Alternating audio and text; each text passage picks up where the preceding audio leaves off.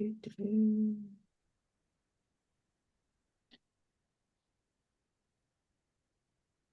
morning or good afternoon. I'm so used to saying good morning, good afternoon, good evening. My name is Nadine. I am here with DonStephensArt, and this is Let's Paint and Draw Along. How are you doing today, Don? Don's fine. I'm fine. It is a great day to be alive. Any day is a great day to be alive if you're alive. We are continuing with our session on making something from nothing, and this would be number 10. And I noticed, Don, we've been having some fun with tackling different ideas that pop out of our brains, the neuron, the cells, the nerves, and everything. And um, so what do you think? What should we touch on today? I was feeling that, The this. cell that can be an abstraction. Oh, you So you want, can do abstraction of cells and neurons. ooh, I You like know, that. you know, So how would we approach something like that? Like, I don't okay, know. I mean, we don't physically see the brain cells or the neurons inside of our brain, but maybe from courses or whatever, we kind of have an idea. So how would we go about approaching making an abstraction from what we think is happening in our brain? No, what's the components of a cell? Well, yeah, that's a good one. I'm seeing like some like little nucleus or something in the center, and You then just like look webby online, things coming out. wood, and see what a cell looks like and snatch some of the names off that picture that you see online. Okay, I'm on it. Okay, brain cell diagrams. Or a cell in general. You have 72 trillion cells in your body, supposedly. Ooh, so neurons. So that's where we health line. Let's see. Okay. Ooh. Oh, this is good. This is good. All right, so I am going to share the screen. Everybody get excited. It's all about neurons. Let's see. Uh,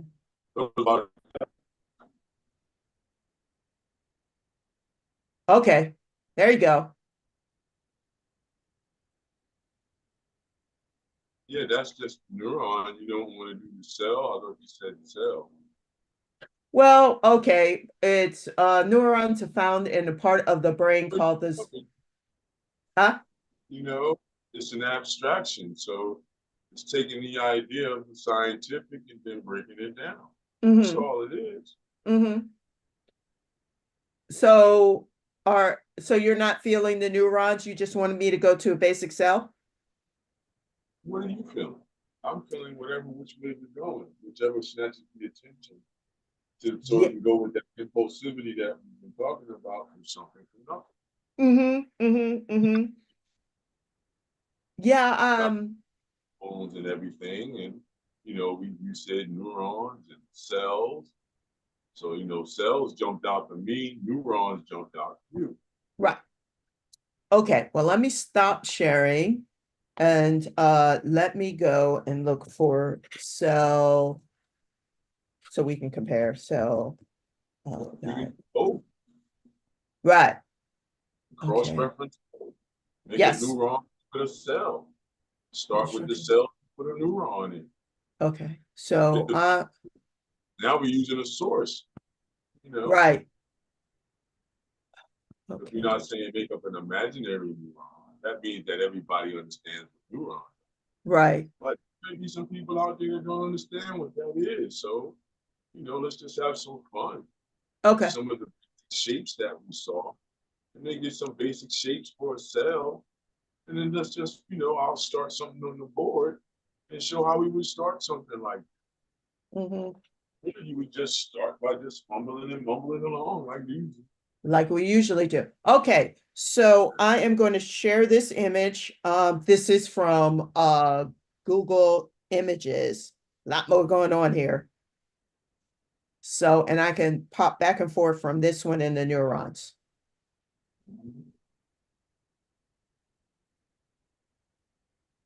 Pick one.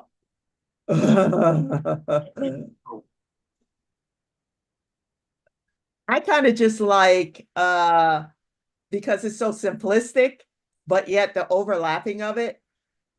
Just pick the lower, either the lower left hand or the upper left hand corner. This one right here. It just looks like a bunch of eyeballs. It looks Yeah. like a bunch of eggs. Now we're supposed to be putting, probably a chicken on the end of that. A chicken on it. Like, aren't those cell pictures right there? Yes. Here's one here. This one is pretty cool.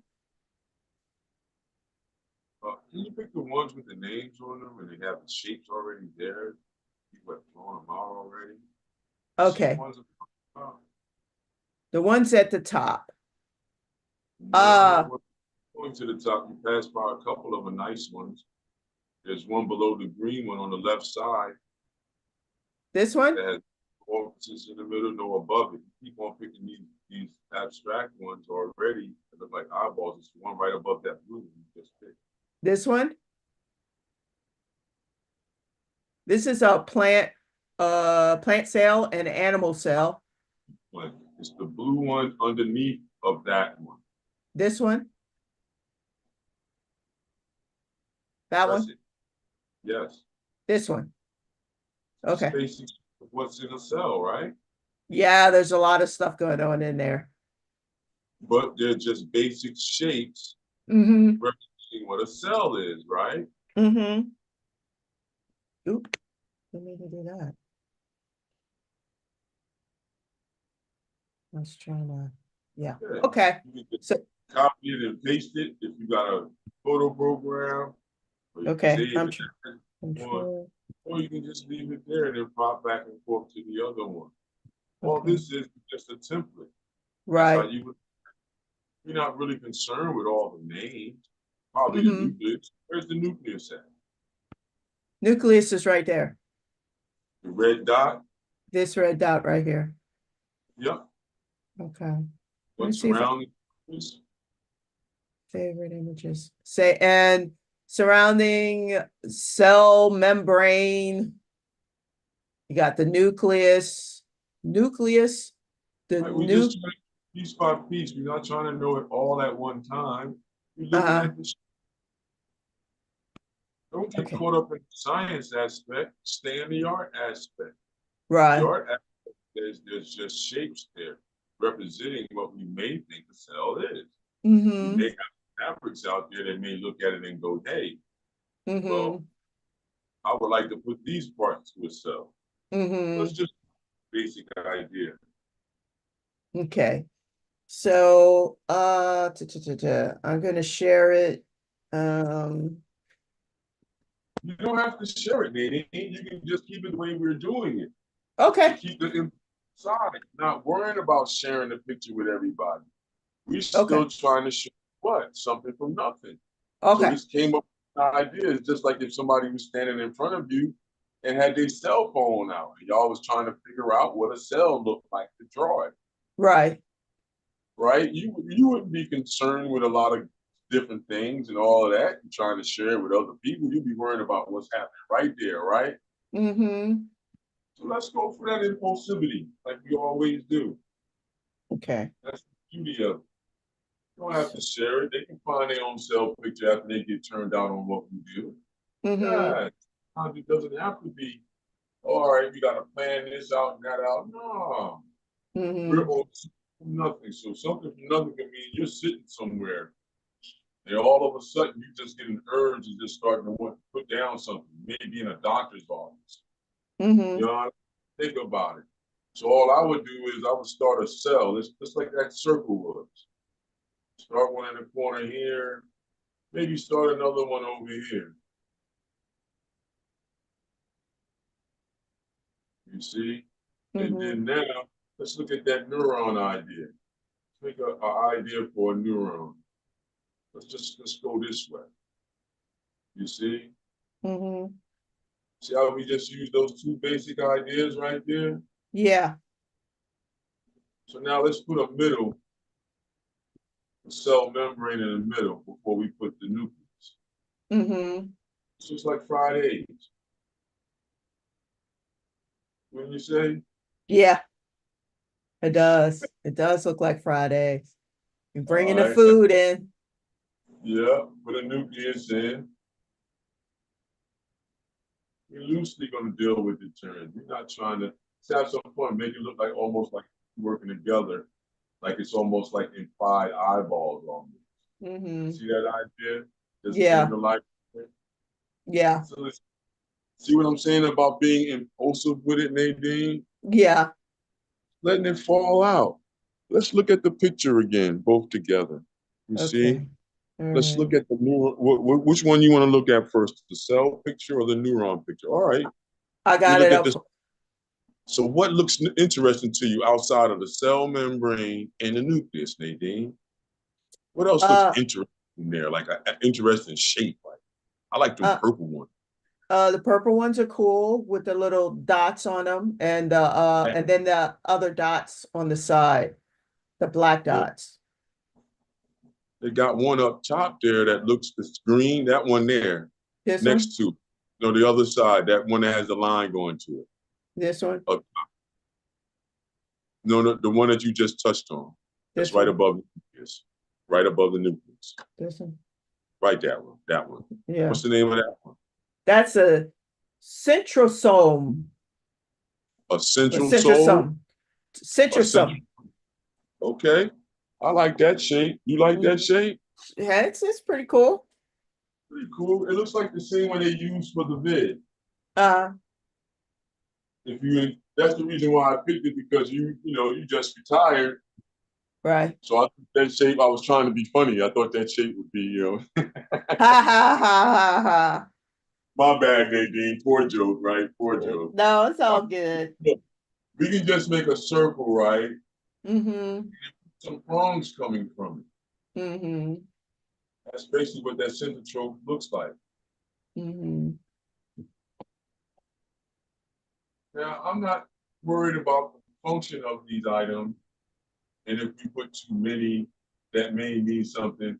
If somebody's into science, maybe they'll come in and tell us, well, hey, you wouldn't want that many of those in there.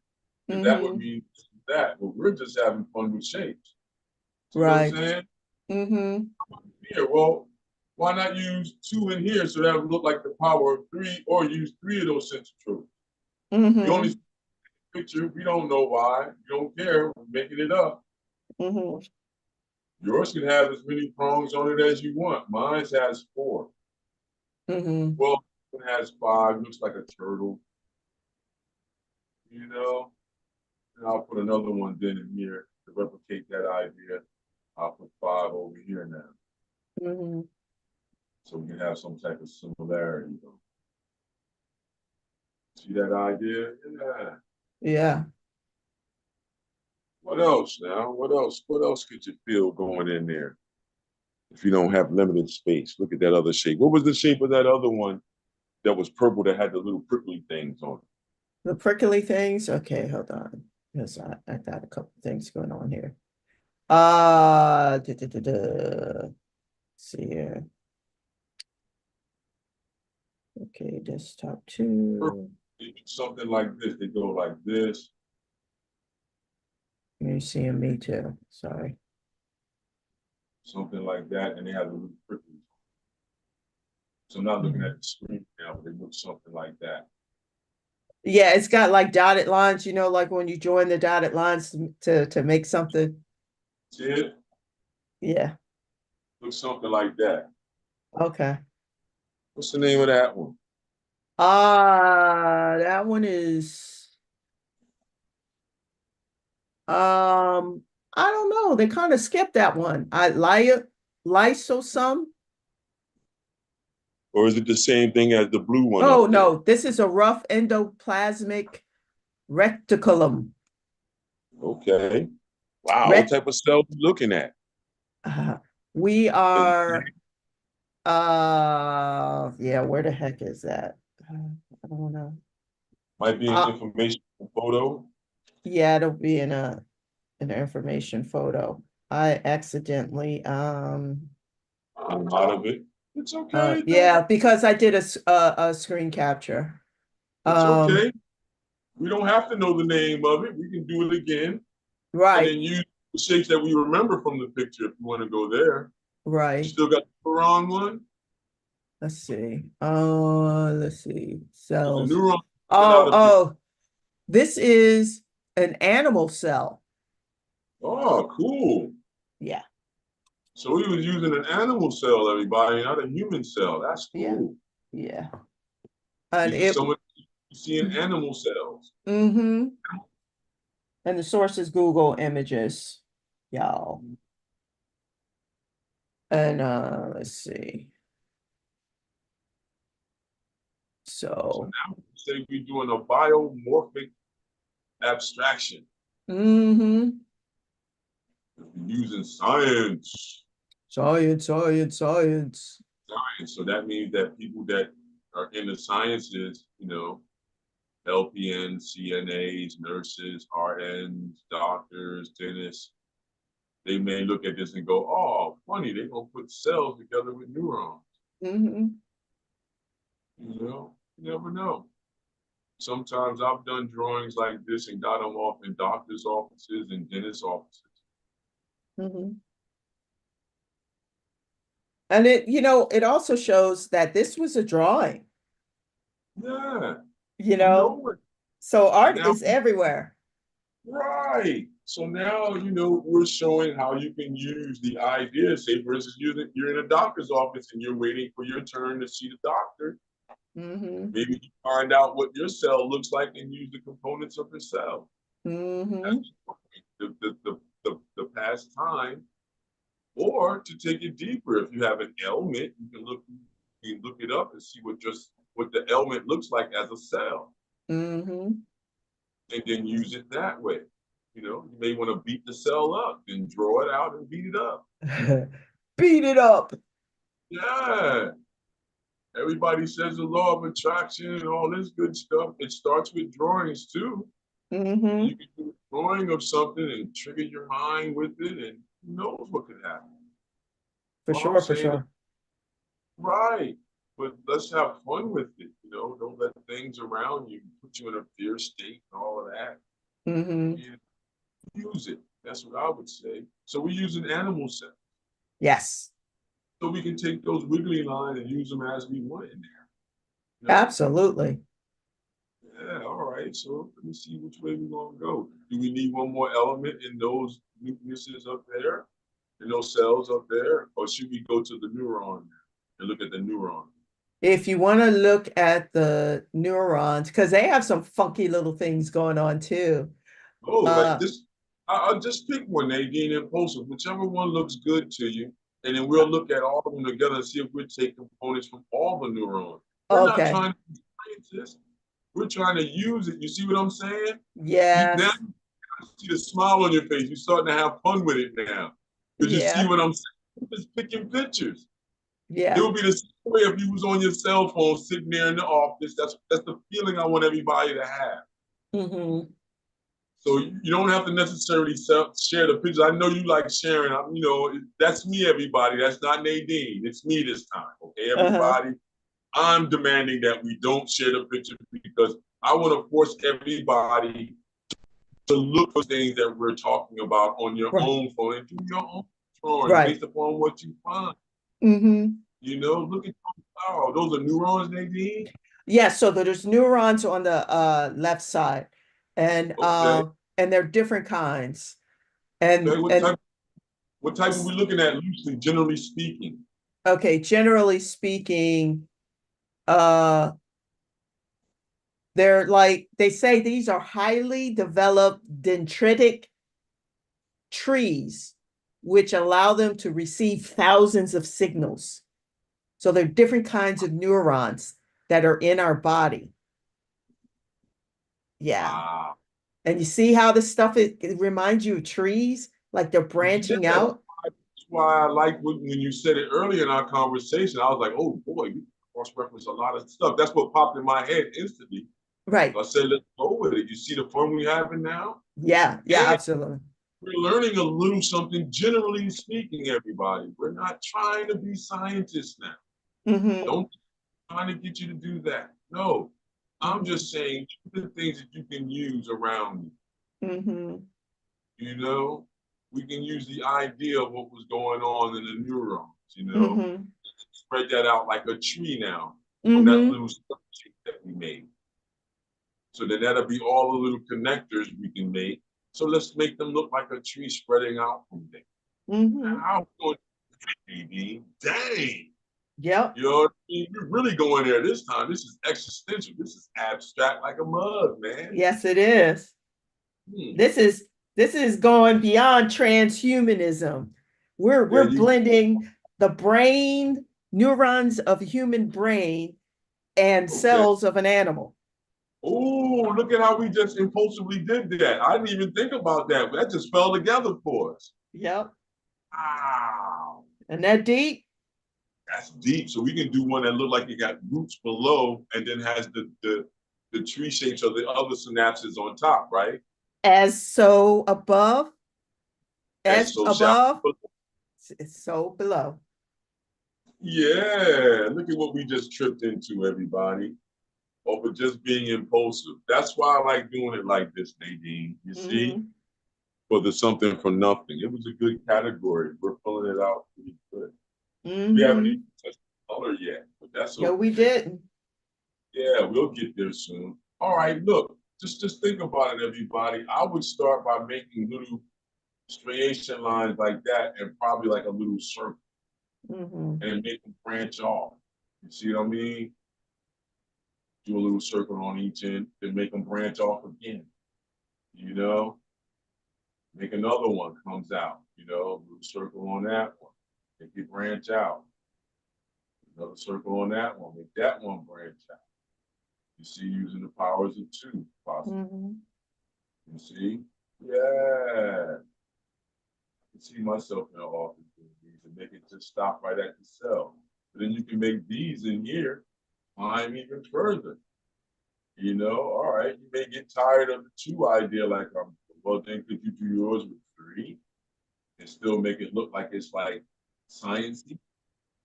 See how I said that? We made up a Mm-hmm. word, named sciencey. Sciency. Yeah, think about it. We're not scientists. Think about what we would see in a pre-med student's notebook. What Mm-hmm. would we see in a cardiovascular student's notebook if they were to draw out things? You see? I like mine. So how you like yours, Nadine? It's coming along. Yeah. Oh, you better get away from that perfectionist mode you like to get trapped in every now and then. I know, but I was setting everything up, so I'm trying to catch up with you. Ah, don't catch up. Don't worry.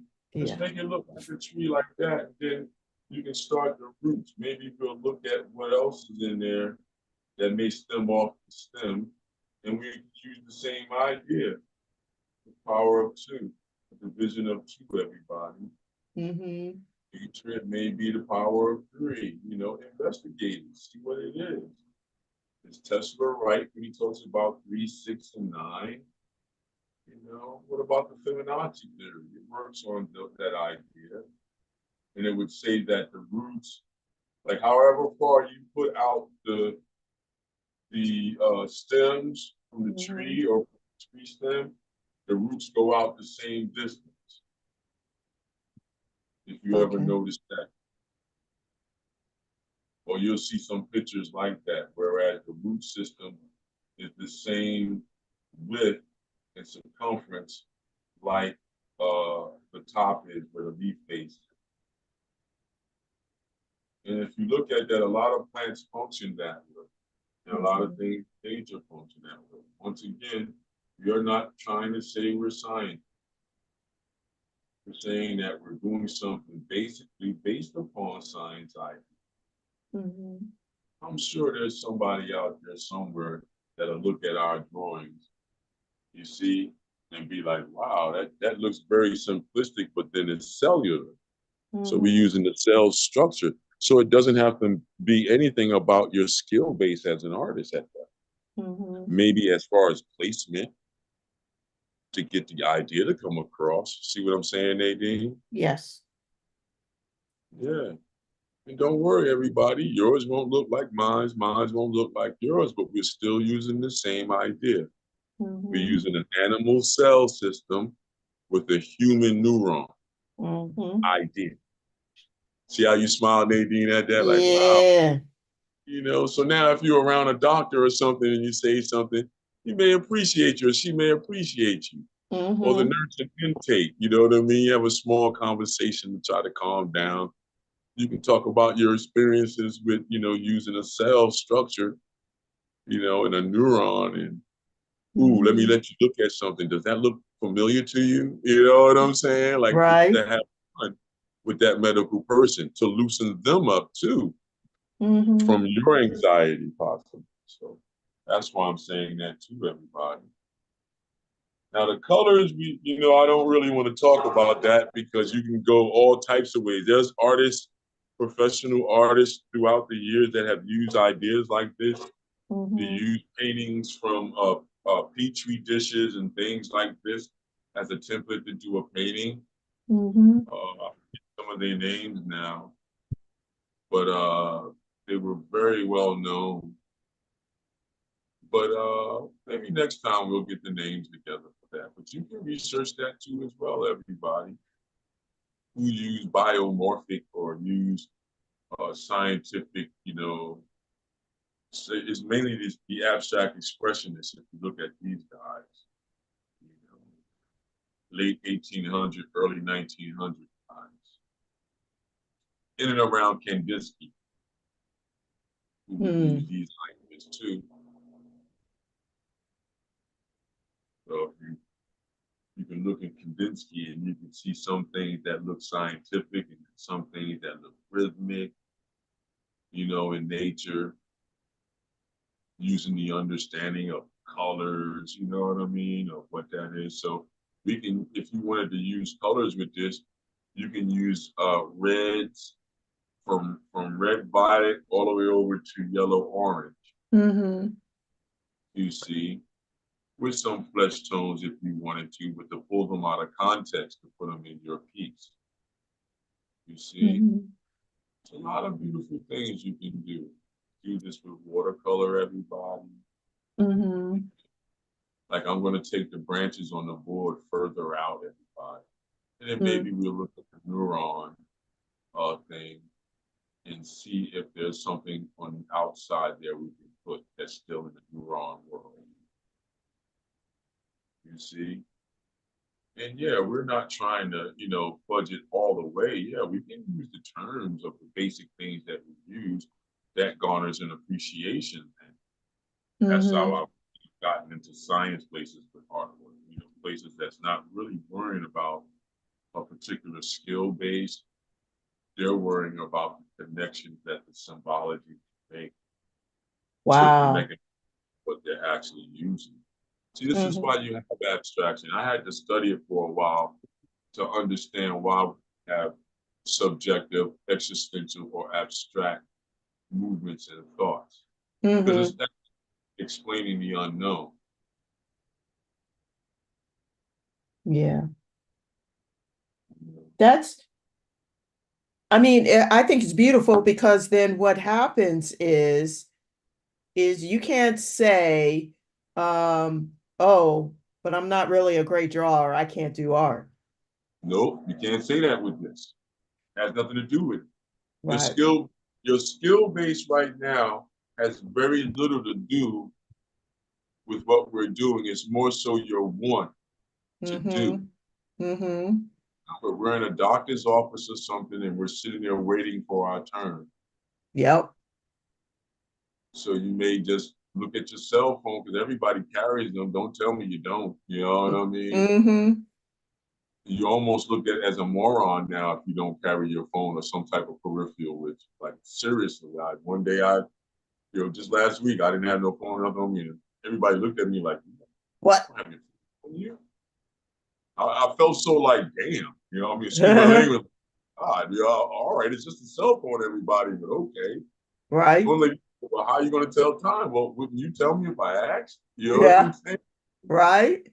My point, you know, but anyway, everybody, you can use your cell phone to find, different biomorphic things or things that's in the biosphere, an animal cell like we did, and it connected it with a human neuron. I mean, that was just by chance, everybody else just being impulsive. And that's what I come out, maybe, everybody to understand. Just have fun, just let it come out. It Yes. doesn't have to be stressed about, oh, all right, I have to share, we have to. No, it's you. Right. Right. Yeah. And then I said, everybody, if y'all hit us up with angry stuff, point them all at me because Nadine wanted to share pictures. I said no. Okay. Right. So you can blame it all on me, everybody, but it should serve for a good adventure, everybody. You know, branch it off more, look at how your branches is going. Maybe you want to doing two to get into the edges of the neuron, because if the edges of the neuron is symbolic like a tree, they get thinner and more multiples of them at the tip, and they get smaller. Wouldn't you say, if you look at the neuron? Yes, let me see. Let me go to so you can see it. Just like a tree branches gets thinner and more multiples at the end. Like I'm looking at. Yeah, you see it. If any one of those you look at, you see the idea, because there's multiple little small ones on the end.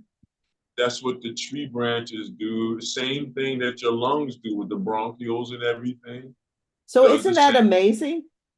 Yeah. What's in a tree? Like if you're looking at a tree outside and you see in the branches that is a common thing that's even inside our bodies. Yeah. That pattern. Think about it. When you look at your x-rays with your doctor, you may see your nerve endings, and you may see similarities of a tree movement with your nerve endings and your veins and your capillaries and your arteries and things. They all branch off. That's the fun part, everybody, looking at the similarities of what those symbols are. Yeah, we know what context we're using in, but looking at how many other contexts that you can use. Even for my special ed teachers and stuff, I've done modalities whereas we use different things, like how we use here, like we use animal cells here in a human neuron. Then the next one would be more of a kingdom of plant-based, you know what I mean? Then, okay, what does the aquatic kingdom look like? What does the cell look like from a fish? Is it anything close to a human cell or a human neuron? Could be. Does everything have a neuron? You see where it can go? Does everything have a neuron? That is, yeah. It has to have, doesn't the neuron control the electricity or something, Nadine? Yeah, because it's receiving signals. And those signals, that's how we interpret things, right? I thought that's how it went, Nadine, loosely and generally speaking, like you're saying, as not. I'm no scientist. Pretty much, that's that. If you're talking art, and if you look throughout history, we have a lot of artists that use this idea that we're talking about, from something from nothing, to be able to establish and make a series of pieces and a career out of doing pieces like this. Otto Dix, I think his name is. Who? Otto Dix. I didn't see his name come up. I was doing a search. Okay. But the genre of what they call it exactly. Like it's the genre of art within abstract and existentialism. Whereas you're using something that may be familiar but not familiar to all as a template to do, or a basis to do a piece. Okay. I think that's his name. I'm not sure. Don't quote me exactly. But there's a lot of artists that use this idea. Okay. and excuse me for not knowing the names, but this is the impulsivity of what we're doing, I don't have it all on my brain, everybody, but hopefully somebody will help us out, or Nadine, figure something out, or we'll just keep going with our idea. Now I think I'm going to branch it out 3 now. To give you that idea that we were talking. Almost like a trident. Now that I've done use the power of 2 of those ones, see what the power of 3 looks like. Ooh, that looks interesting. Starting to really give some different type of feeling. And look at how loosely I'm not worried about perfection, everybody. Not worried about perfection at all. Worried about maintaining my little bit of rhythm that I got going. To keep breaking it off into the powers of fluid. Yeah, powers of the body. See how we doing it? We just putting it in. Oh, yeah. And you could just fill the whole background of the space with that. Yeah, that's what the idea was kind of leaning towards, Nadine. That's why something told me, hey, man, break it up into more smaller pieces like the actual thing really does. See how that gets more interesting? I like the way these are feeling like eyeballs now. Wow. I would have to change the color to that red or something that we saw, or burgundy. You see what I'm saying? Yeah. To pull it away from the eyes idea. But look at how that branching out seems like bronchial. Seems like look at the heart, you know what I mean? Like all types of things just flashing through my head to do this on the board with you guys, man. And I'm like looking like, man, could I break it down even more up there? You know what I'm saying? I'll be really surprised to see what happens this week. Yeah. From your inspiration, from being inspired by just this moment. So, we can have one on paper because everything I'm doing is on the eraser board. Right. Think about that, everybody. So, but I'm one of those, once I do something, I can remember it pretty good. Pretty good at recall. So it's like they say I'm photogenic. I say, nah, not really. I just worked on it from having a single mother. You know what I mean? Because, you got to focus if you understand that, everybody out there. So you should have some fun out there with that. You should be somebody if you was a true single child, or even a true middle child, because a middle child gets treated like a single child sometimes. You should be able to concentrate real good on things that you want to do. So if you want to do a drawing like this, you should have something real bizarre going. I didn't see anything else outside of the neuron. So all I would do is just make more branches that would come out like looking like almost like a real tree almost. And then let the roots on the bottom fill almost the whole bottom in that same type of direction. Stop it right before I get to the head just to agitate just a little bit. Because some people say you shouldn't leave things at the head, but some artists have used that as a technique to garner interest because it agitates so bad, certain types. So it would garner interest because you've actually done something visually that agitates somebody real bad. Because they want it to continue on. Right. They have a certain neurosis where they're saying in their mind, why is it stopping? Okay. Because it should be like a photograph. But no, you're saying I'm stopping it right at the edge.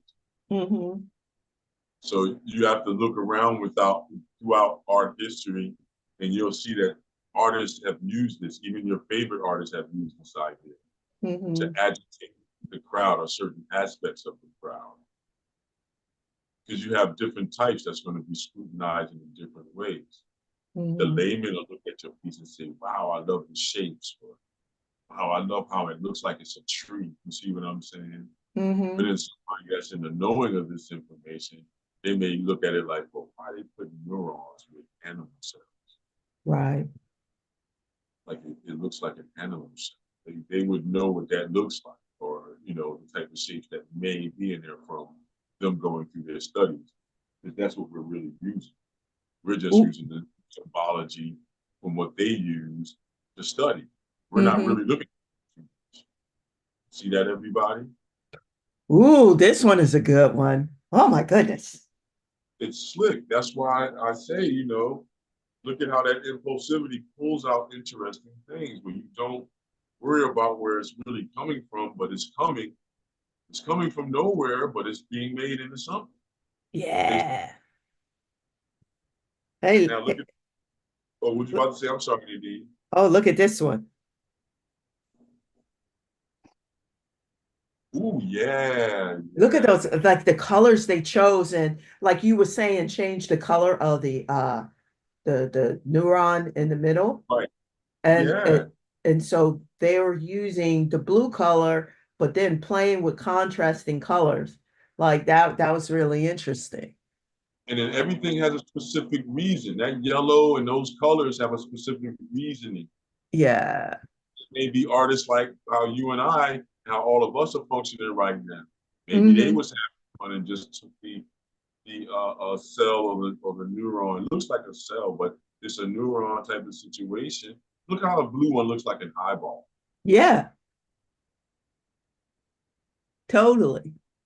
Oh, The yellow and one, a funky type of tree. The purple one looks like a funky type of tree. yeah, Yeah, but that blue one on the left, on the right there, looks like an eyeball or some sort. But yeah. look how you can snatch ideas from that. Right. You know, maybe we put some of those in the background with the neuron. Yeah, why not? Yeah, what are those, Nadine? These are neurons. This was just A different type of symbology of it then. All right. yes. Symbols working for neurons. Yeah. Yeah. Yeah. The That was one just a had a pole, looked like what a pole was coming out the ground. This was yes. like it was in the skin. They call it a basic neuron type or Okay. types. Okay. But I just thought that was when I saw that, I was like, wow, that's so funky. And it was like giving me ideas. Yeah. Like it's giving me ideas, the last ones that you just showed. Yeah. I'm gonna have some fun trying to use those too. Let's see if I can remember what they look like to me. Oh, wait. Doing every no, don't put them back on. I'm Okay. walking away from the camera and I'm Okay. utilizing what we've been talking about, Nadine. Got it. You see? Now let's see. It had like a trapezoidal type of shape. So then let me start with that. Right? Yeah. Yeah, and then now I can make this like a serpentine thing, right? Mm-hmm. And then branch it off. Mm-hmm.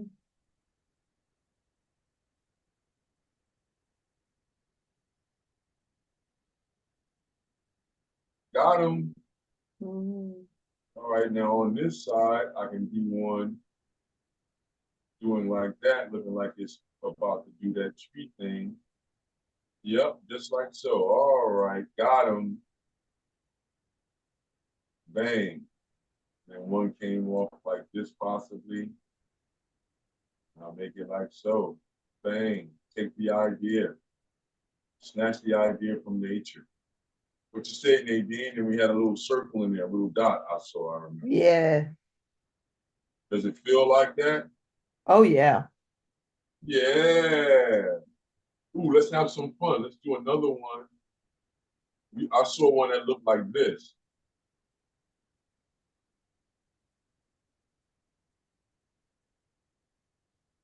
So now we can run the type thing like this, right?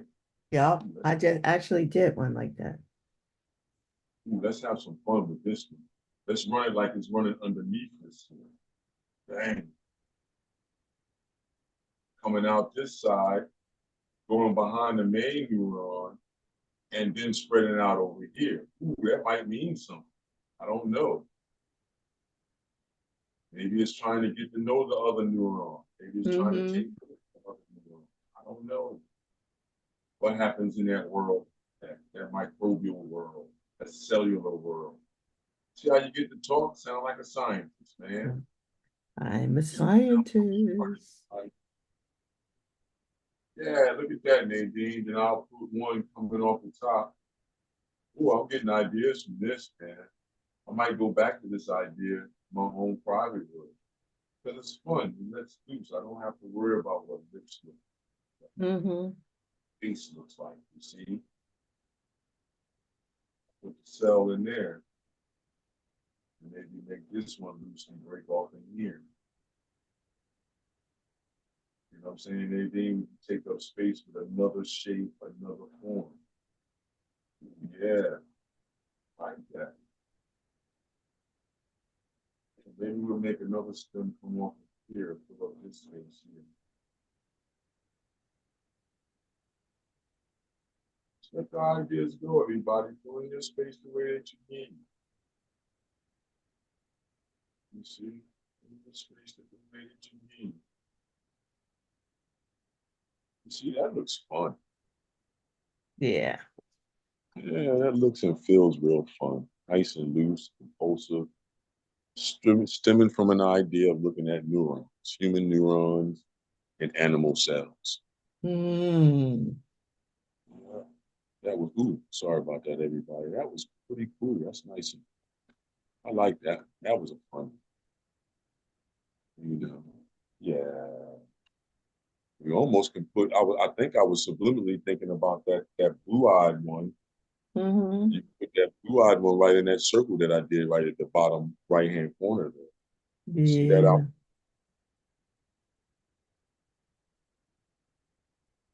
Then now you would just worry about what if you wanted to fill it in with color, everybody. Like now, for me to advance to that level with you guys, I would have to come to paper and do it again on paper. Might not look the same, you see. Then we can fill it in with color. Or we can just talk about the color and watch Nadine make it into that. Yeah, see how I switched that up, Nadine? Yeah, I saw that. I saw that. Uh-huh. Or what I do is also what I do sometimes is we can go through the color wheel and see what type of opportunities we have. What color combinations you mean? Yeah, you know how we did before. We did that in another series before. Yeah. Whereas I wasn't coloring stuff in. I was just placing the names of where colors. Yeah, I can put the color wheel on the right side, upper right side, and then start talking about the upper left side. And start talking about opportunities to put the combination of colors. Because you're planning your composition out to have certain things pop, right? Like what you deciding what is your main, like where do you want the attention to go, correct? True. Where do you want the attention to go? Sorry, I was talking off. Where you want attention to go, you know, different things like that. Like, okay. If you notice for textbooks and stuff like that, they'll use certain color theorems with most of these things, and they'll make a diagram. So that's another thing that I'm alluding toward. You can have an idea like that. And you can say what things mean in your piece if you want to take that far based upon the color system that you use. If not, then you can just use the color idea and just place the stuff the way you feel. You know, like how some artists have done. Now, another artist that I like is MATTA. He's not using it in this way, scientific, but he's using it more mystical, metaphysical, and spiritual. Okay. So his symbols that he's using, you'll see if you was to check him out, maybe MATTA, M-A-T-T-A. M-A-T-T-A. Artist. He's a South American artist. I'll put it to you that way. He's from down that way. See how you think of the jiggy information, everybody? He's from down that way. Below the Gulf of Mexico. I think below or in and around Panama. His name is MATTA. That's the name he goes by. I know he has a first name, but Roberto. Yeah, Roberto Matta. Yeah, there you go. And then you can see how he uses certain symbols from mysticism, uh, magic, and employs these type of symbols to give you that feeling. And like these pieces are coming from nowhere, but they're from somewhere. And why? It's because sometimes the color system that you. That's why you see artists using different materials. A lot of we're in the first era where everything that you do you can consider for a sale. That's the problem too. Because it's like the foundation of everything. Right. It's like, say, for instance, if I'm exploring an idea and I was back before the 1900s, all right, everything that we're doing wouldn't be considered for a sale because we're exploring. So we're using charcoal to get to a different point. We're using markers to get to a point. You see what I'm saying? We're using watercolor to get to a point. Now, when you advance and get closer to the 19th century, this is where you start seeing every aspect of your experience having an opportunity to be sold, depending upon where you're showing your work or who you're showing it to. You know. Okay, so go ahead. No, go ahead. I wanted to say I found his work. Okay. If you wanted to take a quick look to just as an example of what we were talking about. This is just the main page. Yeah, just plug anything in there and just go down. You know, we just go through each one, and you'll see how in some pieces, he's using cellular or shapes from nature because he's all about that. And most of his mysticisms deal with coming through nature or being built through shadows and things through nature. So you can pick any one of those. It's exciting. You can see the color ideas that he's using. The Atlas of Medication. Yeah, pick it. There it is. You see that? See how he's using the shapes and everything? Can you blow it up or no? Or zoom in on that particular page that you're there it is. There you go. Look at that, everybody. Sheesh. So you know what he's talking about from the title. Yep. Atlas de Medication. Yeah, he's talking about how that medication affects you. I don't need to understand Spanish to understand that. Nope. And look at the picture and see how things are floating and that white is dominant in there like it's a medication or the green is something. You see what I'm saying? All I know is it's something happening somewhere in the cellular world. And see how you use the idea, everybody? Yep. And this is from wikiart.org by Roberto Matta. What year did he do it in? Not sure. Or it doesn't have it? It just says when it was added, 2012. Or it was added from being brought to a collection? Yeah. See how deep that is, everybody? Yep. Get to a point where people want to collect your particular idea or work. Becoming specific when you say locked into a certain material. All of his pieces was done in oil. Oh, really? Yeah. That's to keep that natural idea. When you're dealing with oil, it's a natural resin. So you get more effects and it looks more naturalistic. Whereas, well, they have more mediums now for acrylic where you can get the same effect. Or what you can do is what I do a lot of times is I do a lot of blending with water, and then at the end I shellac the thing and bring all the vibrations up to the same level. You lose a little bit, but then you gain a little bit too. Yeah. Yeah. So now you see the color wheel over here, right? Yeah. this is your yellow here. This is red here. This is blue here, everybody. This is violet here. This is orange here. This is green here. And now you have what? Green, yellow, green, yellow, orange, red, orange, red, violet, blue, violet. See that? So now we have the primary, which is the circles, triangles on your secondary, and your squares on your tertiary.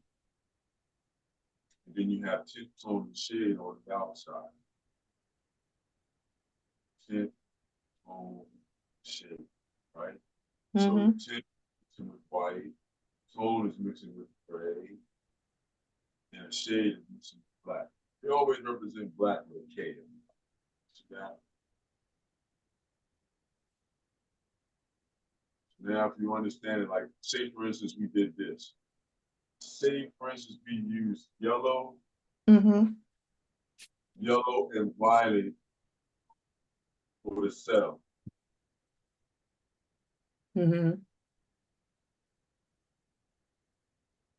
See? And then for the neurons, we went with red, violet.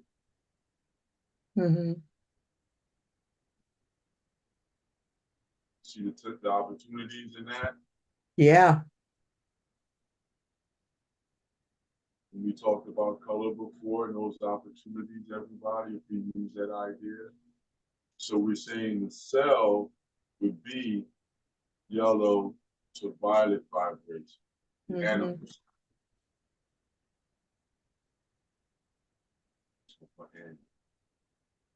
You see? And then the neuron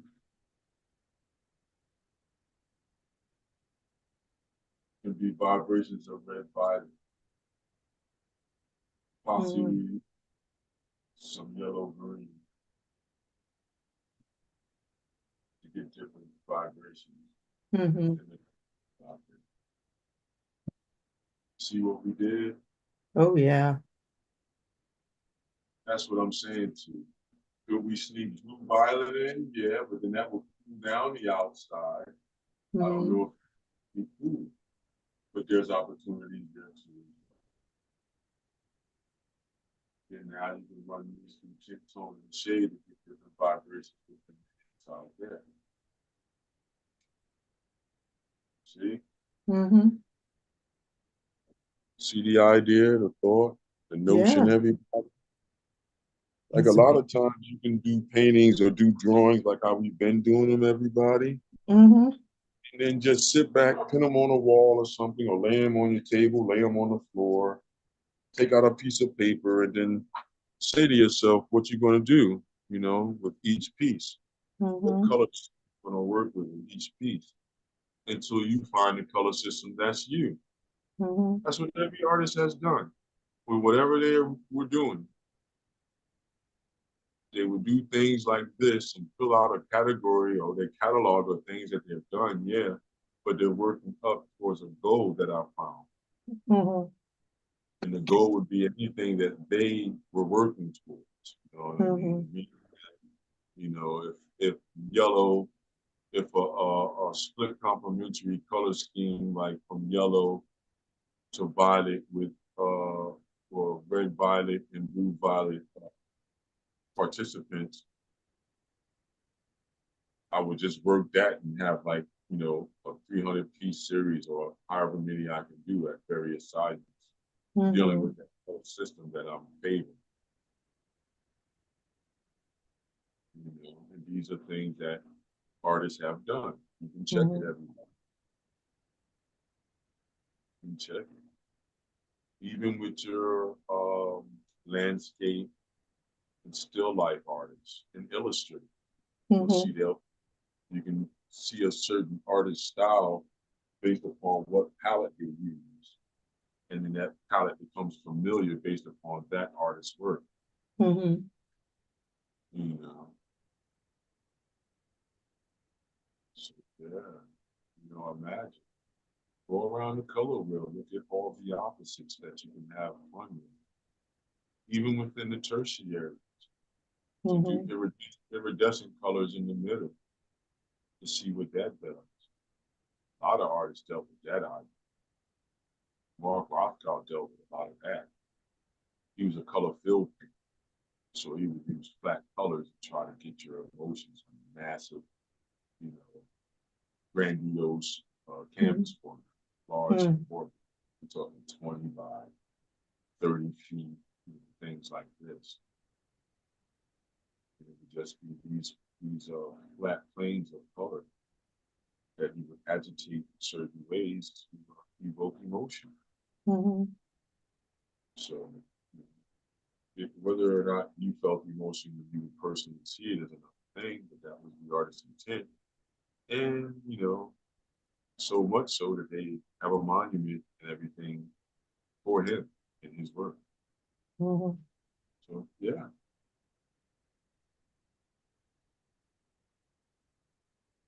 Yeah. Yeah, so I'm trying to think of more artists that use ideas like this, symbolic ideas like this.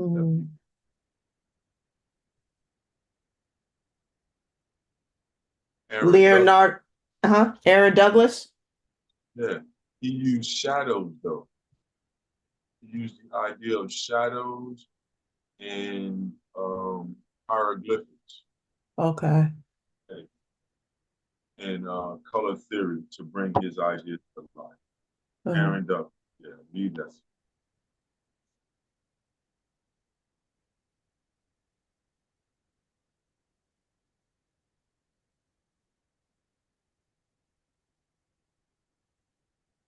Oh, it's African American. Yeah, of course. That's why I threw that name out there, Aaron Douglas.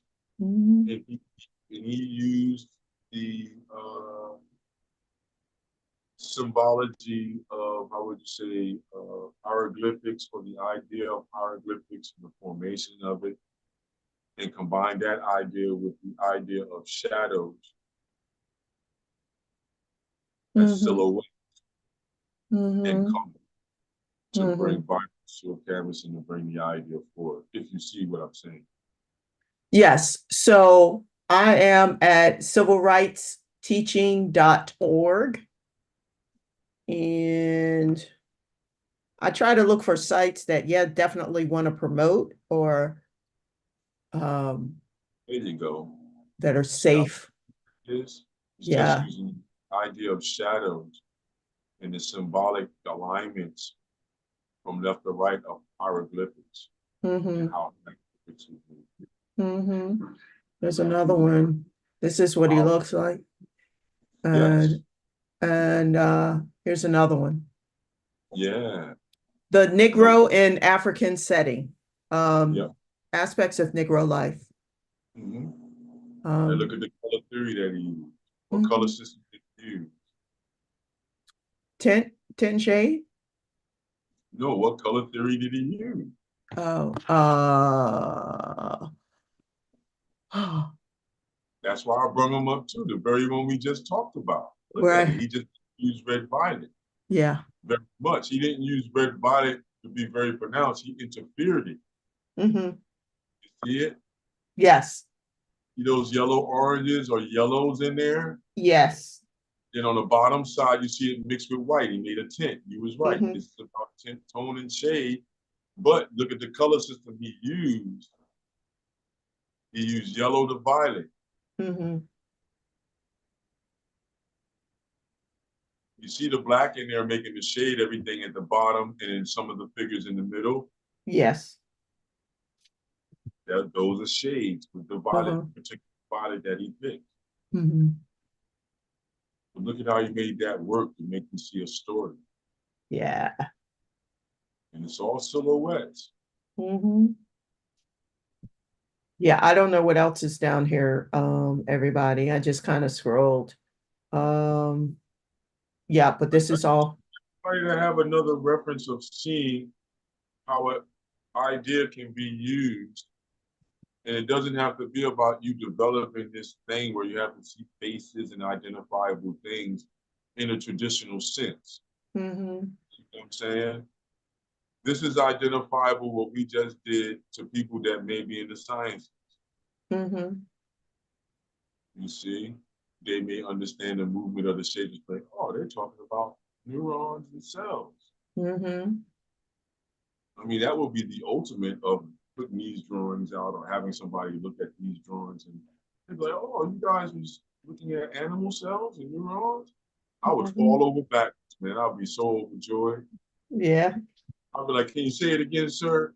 You're Yeah. a right? I would be repeating it again. If it was a podcast, you're a doctor, right, sir? Doctor, could you state your Doctor. name, doc? You know what Yeah. I mean? Because that would be explaining everything that we talk about. Mm-hmm. You know, maybe one day I'll try to get a doctor or something to come along with us, man, so he can be Oh, like, wouldn't that be cool?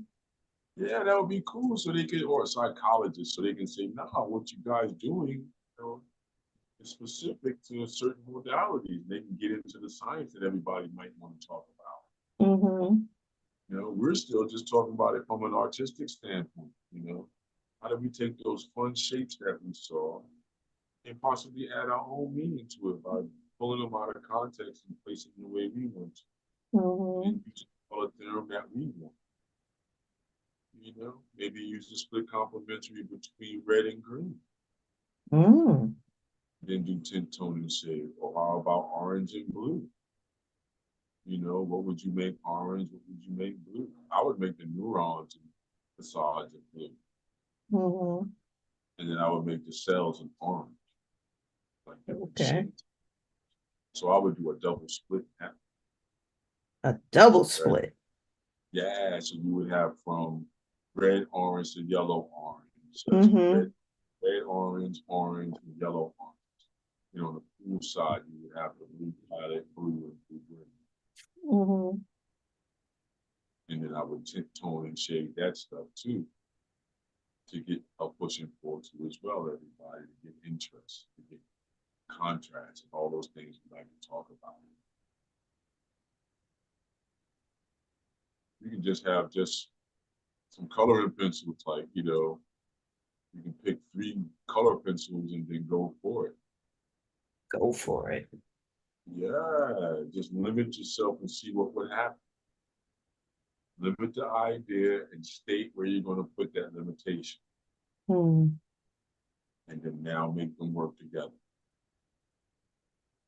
And it's not always going to look just like everybody else. That's why I like the fact that I'm not doing the color. Because sometimes people worry about trying to match you and me, Nadine, on the screen. Mm-hmm. And it's not about that. It's about you, possibly if you're mixing colors, mix a color so you can see it. You know, I'm more concerned see the color in front of you, not can you match me on the screen. You know, Mm-hmm. do you see the symbology that we're using? Can you use it on yours? You may have wanted to use 3 animal cells. You could have did that. Mm-hmm. That's not, you have done nothing wrong. You know, you've done what you're supposed to do as a human, explore, go further, have a journey. You know, but don't concern yourself with trying to do exactly what you see on the screen.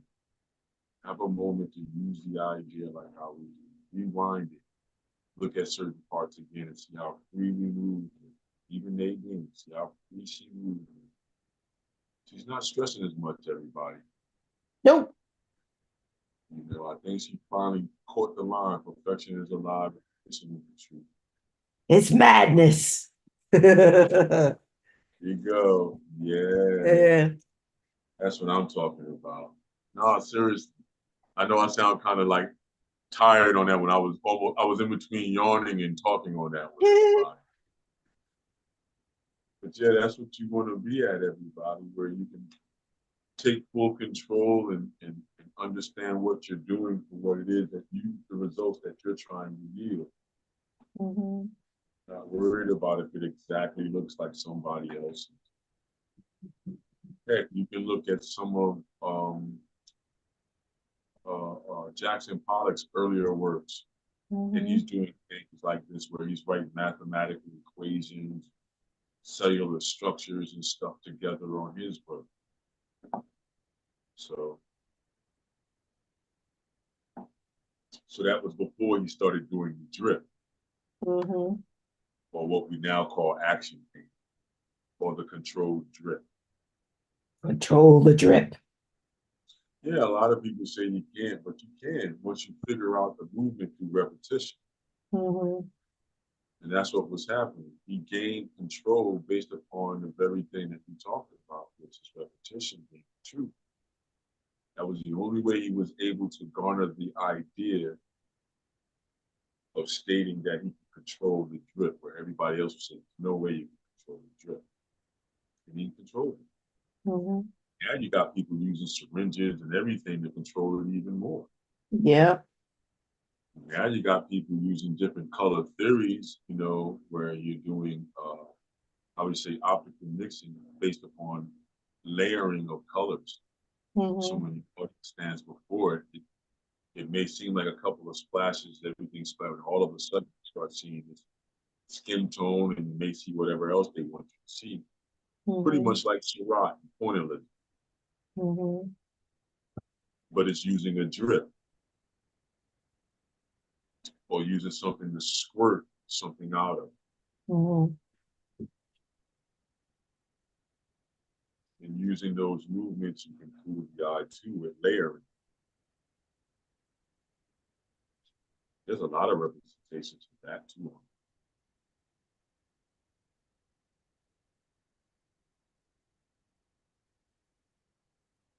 Yeah, buddy. Yeah. You know, finish line, everybody. Add more stuff. More stuff. Yeah, or do another one at the same time. Have two going. It's not that hard to do. You don't have to move slow on just this one. You can take another piece of paper out and just swiftly put another design on there, just change up what you got. And see what you have, right? So that's how you get the series, everybody. So let me slant it just a little bit. So a little box here, just to show the idea. How you can take the idea and then move the series. You just pull out like 4 or 5 pieces of paper. All right, I have one in the upper right and one almost in the lower left. So then now what I would do is make one smaller and then make one bigger. Then you take the neuron up right in between.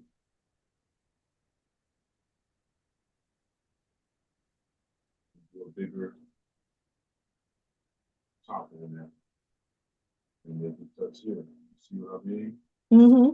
But the nucleus is high, put them low.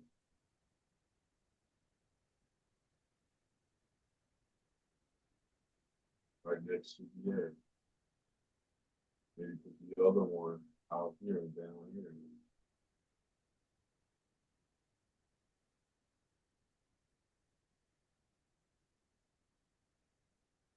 See?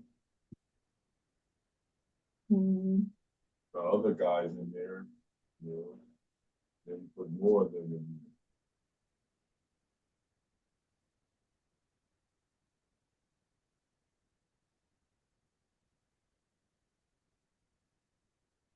And then use over here smaller.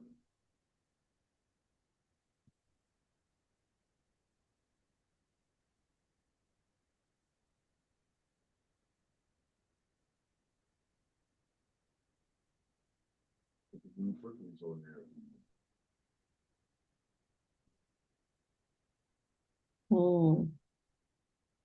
Put the blue prickles in there.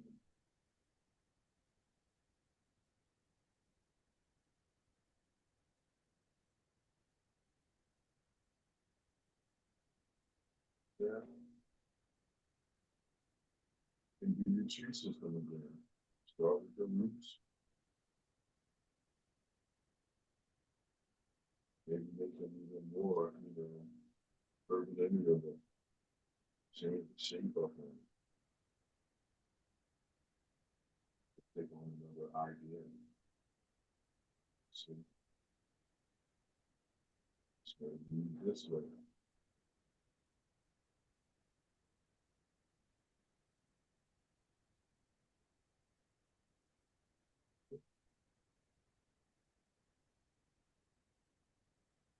Once you have your idea, you can move it fast because it's your idea.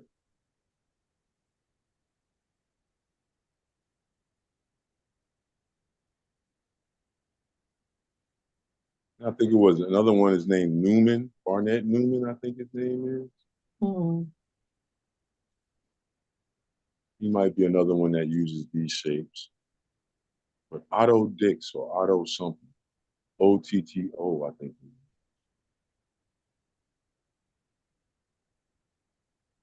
Not Barnett Newman? Yeah, Barnett Newman is one. You see his work? Does it look like it? I have to go down. I see him at let's see. I'm going to Wiki Art. Oh, he's an interesting cat. A lot of abstract, but let me see. And then did you say Adolph Gottlieb? Yeah, there you go. That's the one. Adolph Gottlieb, yeah. He's the main one that uses a lot of this shit. Okay. Okay, so let me share. Here you go. Share. Okay, so here he is. We are on wikiart.org. This is Adolph Gottlieb. This is yeah, just scroll down. There you go. There you go. You see what he's using? Yeah. Wow. There's more work.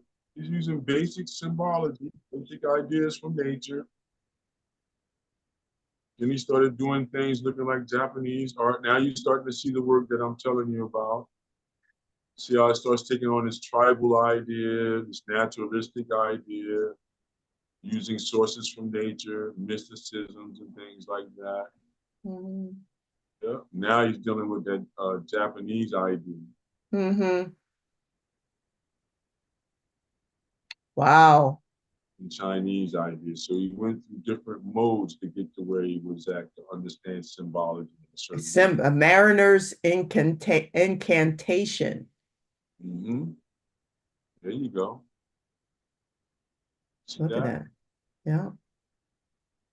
Let's see. He uses the same ideas that we're using. Yeah.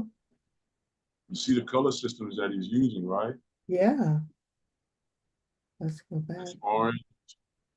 All using the same family. That's orange and blue. You see it? Yeah. Now that's what? Yellow, green, and blue, green. Yeah. With a little piece of what? Red, violet. I'm going that one. Yeah. You see the symbology there? Yeah. I'm going backwards in his list there. Wow.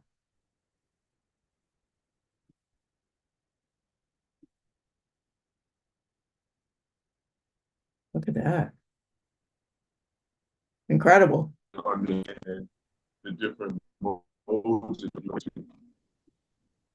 lie, repetition, truth. Yeah. There's that Asian look.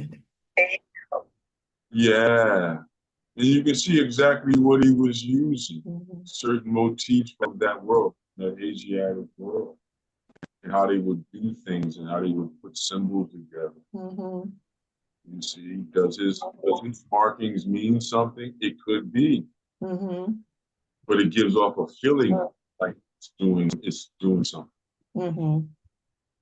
Ooh, I'm trying to get out of here. Spiritual. Yeah.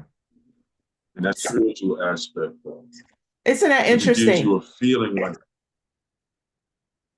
I was going to say it's really interesting. He has it listed style. They call it naive art, primitivism, symbolic painting. Yeah.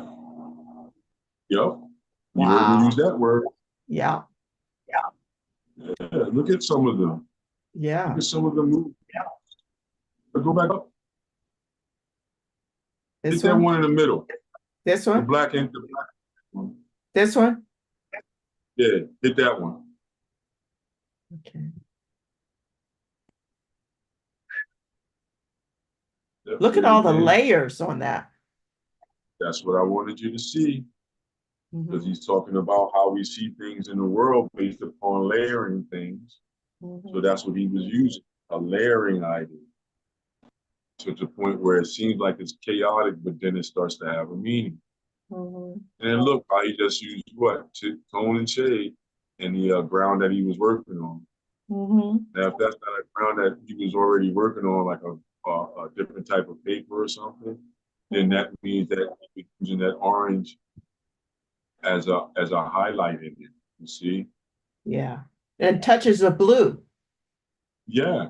So you see how you can limit the idea and then push certain other aspects, like using white as an overwhelming line, Mhm. combined with tonal backgrounds and then subtle movements of blue and orange in different vibrations, controlling the brightness and the dullness of the colors to push things forward. Wow. Tones and shades, pushes tints forward.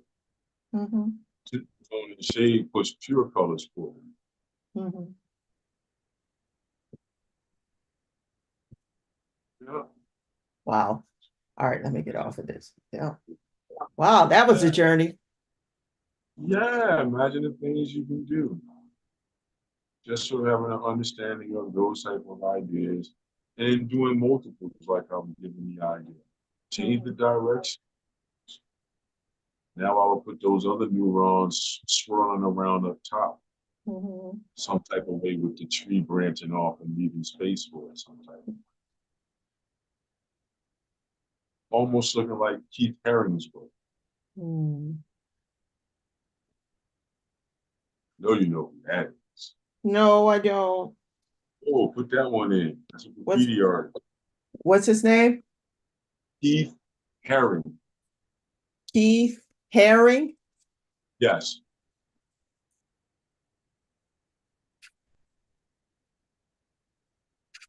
He was in and around Basquiat. And he would do things with lines. His thing was doing lines Oh, he looks familiar. in the same way that we're working with the line. Okay. You see his Okay. work? Yeah, I'm trying to go to a I'm at Wikipedia, but it's not some of the stuff is maybe yeah. Okay. So I'm on Wikipedia. Uh, da, da, da, da. Uh, okay. Here we are. This is him. I know I'd seen him before. Yeah. Uh, and then he's painting there, but here's barking dog sculpture. Yep. He took his symbology all the way through the whole realm, all the way up to the highest form, which would be sculpting. There See you what he's go. doing on the Yeah.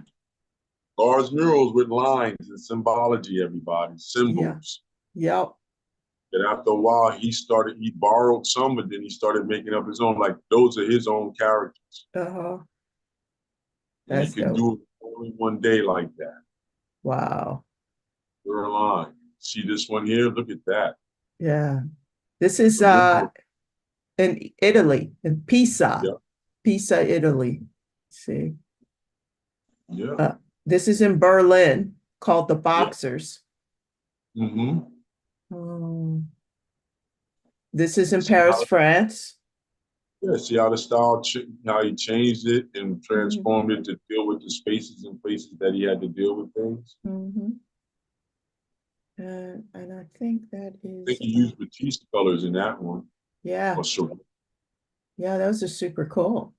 Let me stop sharing and see if I can find some. may not be shown on that particular page in Wikipedia. Mhm. But he has way more work than that, everybody, that spans a good long while. Yeah. And able to go from the from the corporate world all the way over to the publishing world by himself, and then back to the corporate collection world, museum world. Because it's a no-no, particularly to have your own brand going outside of the museum, because they're saying they make your brand. Right. But he was one that was able to make his brand and prove to them that he can still come back and do a viable art show. Yeah. And his work is based upon the idea of the bandit, the graffiti artist. How you would use these lines in haste to move fast to put down ideas, and then even use ideas from the French posters of the Impressionists and things like that. So he was an art student. He would use a lot of this stuff that he was encountering that I'm talking about and that we talk about, and apply them in his own way once he found them. And he found his symbols, his theories, and that's what we see. And that's what crazy. Let me get up from some of this other stuff. Oh, well, yeah, he was a very sexual being, you know what I mean? That, you know, and he dealt with sexuality in art and things like that too as well. Safe sex, because this is the era of AIDS and all that good stuff.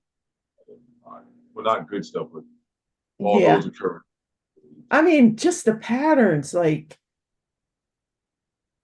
this is called Piglet Goes Shopping. But look what he's doing. If you're able to zoom in, you can really see what he's doing. He's using the ground like how Kandinsky was talking about, and then placing line over top or an extended dot over top. Look at that.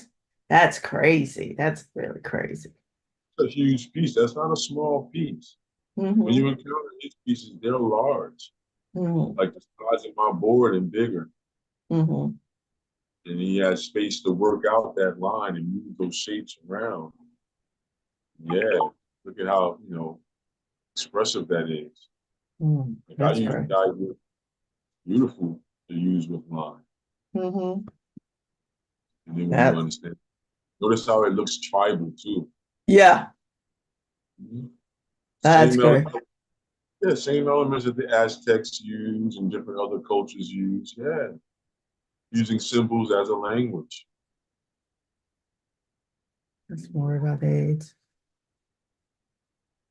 Yeah, he did a lot of symbols for the AIDS campaigns like that. Look at his tree. Yeah, off the hook, right? Yeah.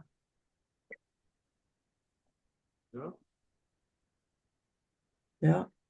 All right, y'all.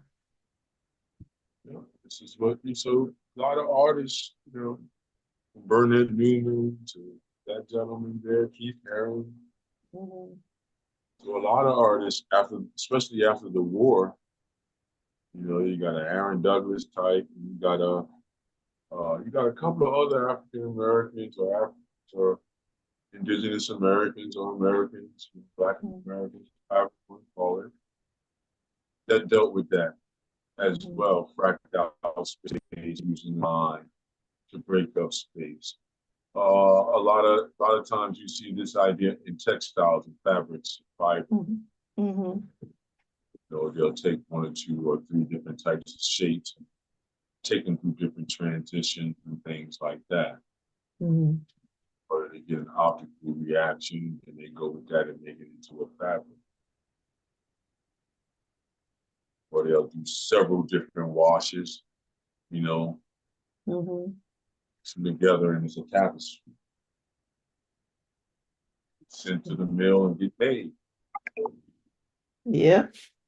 All patterns, repetition. Yeah.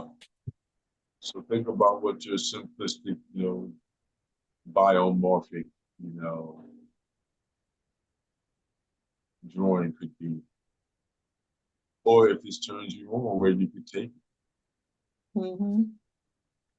Because it doesn't have to stay literal. It can become a world where you're making up what the standards are of what's in the cellular breakdown or whatever cell you're making. And you have artists that done that too as well, where it gets to a point where they're starting to how would you say, take their journey to explore other terrains and make up their own type of membranes or beings and things like this. Mm-hmm. And that's why I brought up Roberto MATTA. Mm-hmm. Because after a certain point, he started, you can see it in the work, he started to make his own symbols that meant certain. And the same thing with Keith Haring, that's why I brought him up. You can see where he used a certain standard of symbol, and then all of a sudden, you can see where he took off and started, making up his own symbols. Mm-hmm. The reason is for using a line, using a thick line opposed to a thin line. See what I'm saying? Mm-hmm. We didn't really talk about the thickness of the line or the gauge of it. We just been talking about line and shapes and how we put that together. But that's another opportunity too. Thick and thin lines or just all thick. Well, depends upon your format. It depends upon your intent, just like with Keith Haring. Mm-hmm. Use a thick line if he's using the sort of ones that he had in the murals on the walls of Paris. That's a way thicker line than what he did on canvas. Mm-hmm. Maybe a 2-inch line. So he had a unique stamina to be able to do that. And to be able to be on a gurney or a basket and raise you up and down, and he just continually, and then he doesn't do any preliminary drawings for those. Oh, really? Yeah, it's all stream of consciousness. That's another part of his idea too. Really? Yeah. Wow. Wow. It's through the doing. Mm-hmm. Every piece is important to the next piece. So it's like no sketches. It's just each piece is connected based upon the expansion of the idea of his particular theory or thought on how to move a line. And that's what you're witnessing. Okay. When you really look at his work or get an opportunity to put it on a show somewhere and you get there on the Eastern Seaboard, you won't be disappointed. Now, if you can get past his social things and all this good stuff. Yeah, some people have hang-ups, but it's you notice I didn't make any mention to any of that because I didn't want that to detract away from the attention. True. Yeah, I feel you. It can mess up just the mere fact of what the person is trying to do as a human being in general. Because he did a lot of good work with children. And a lot of his work was, how would you say, sold for causes and things like that.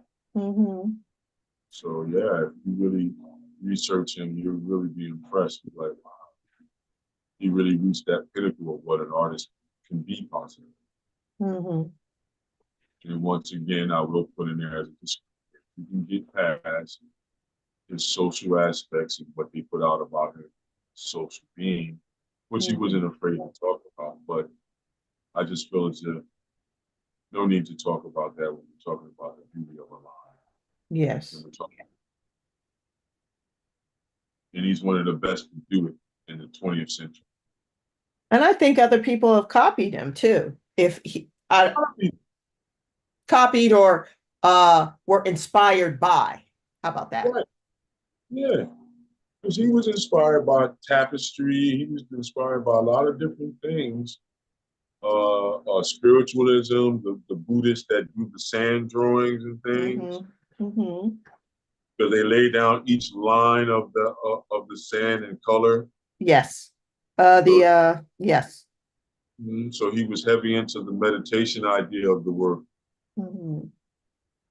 So it's like you can put yourself in a meditative state or a trance-like state from doing repetitive movements in a space covered.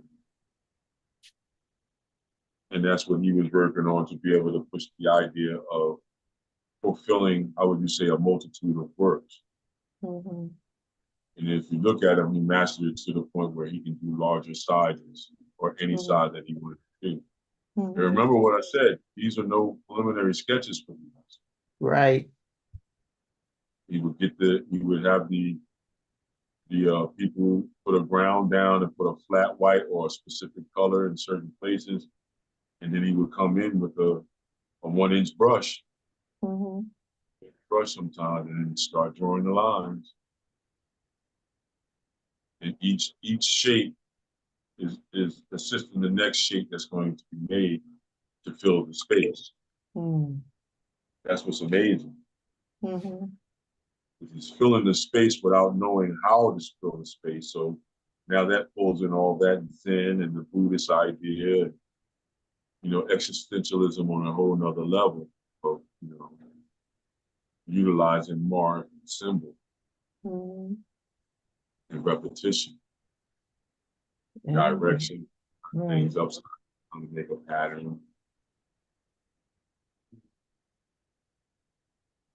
I wouldn't be surprised if he does visualization before he starts to work.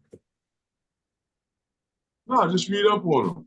Yeah. He used some of those type of ideas, but the main thing was his thing was motion, repetitive movement, like how some of those Taoist monks do when they do the sand things, the sand paintings that they wipe away. Yes. Dalai Lama. Yeah, Dalai Lama. I'm sorry for turning that up, everybody. No. Yeah, because Tibetan Buddhism. Yeah, there you go. So he uses elements from that. And he uses, from what I recall reading up on him, he uses certain trances based upon movement, like how the Pollock used. Okay. Like, throw yourself in a trance from doing this repetitive movement over time. Same thing they do in athletics too. When they call it the zone, that's what the zone is. From doing this repetitive movement, you throw yourself in this space. You know, and it's the same thing in what he was doing with a line like how we do, but we're not going to that point. You know, we're going to the point where we're trying to represent what we think is happening in our world. So could you take it like a mandala? Yeah, that's how a mandala is made. You know what I mean? Repeating patterns that's familiar or liked by the individual.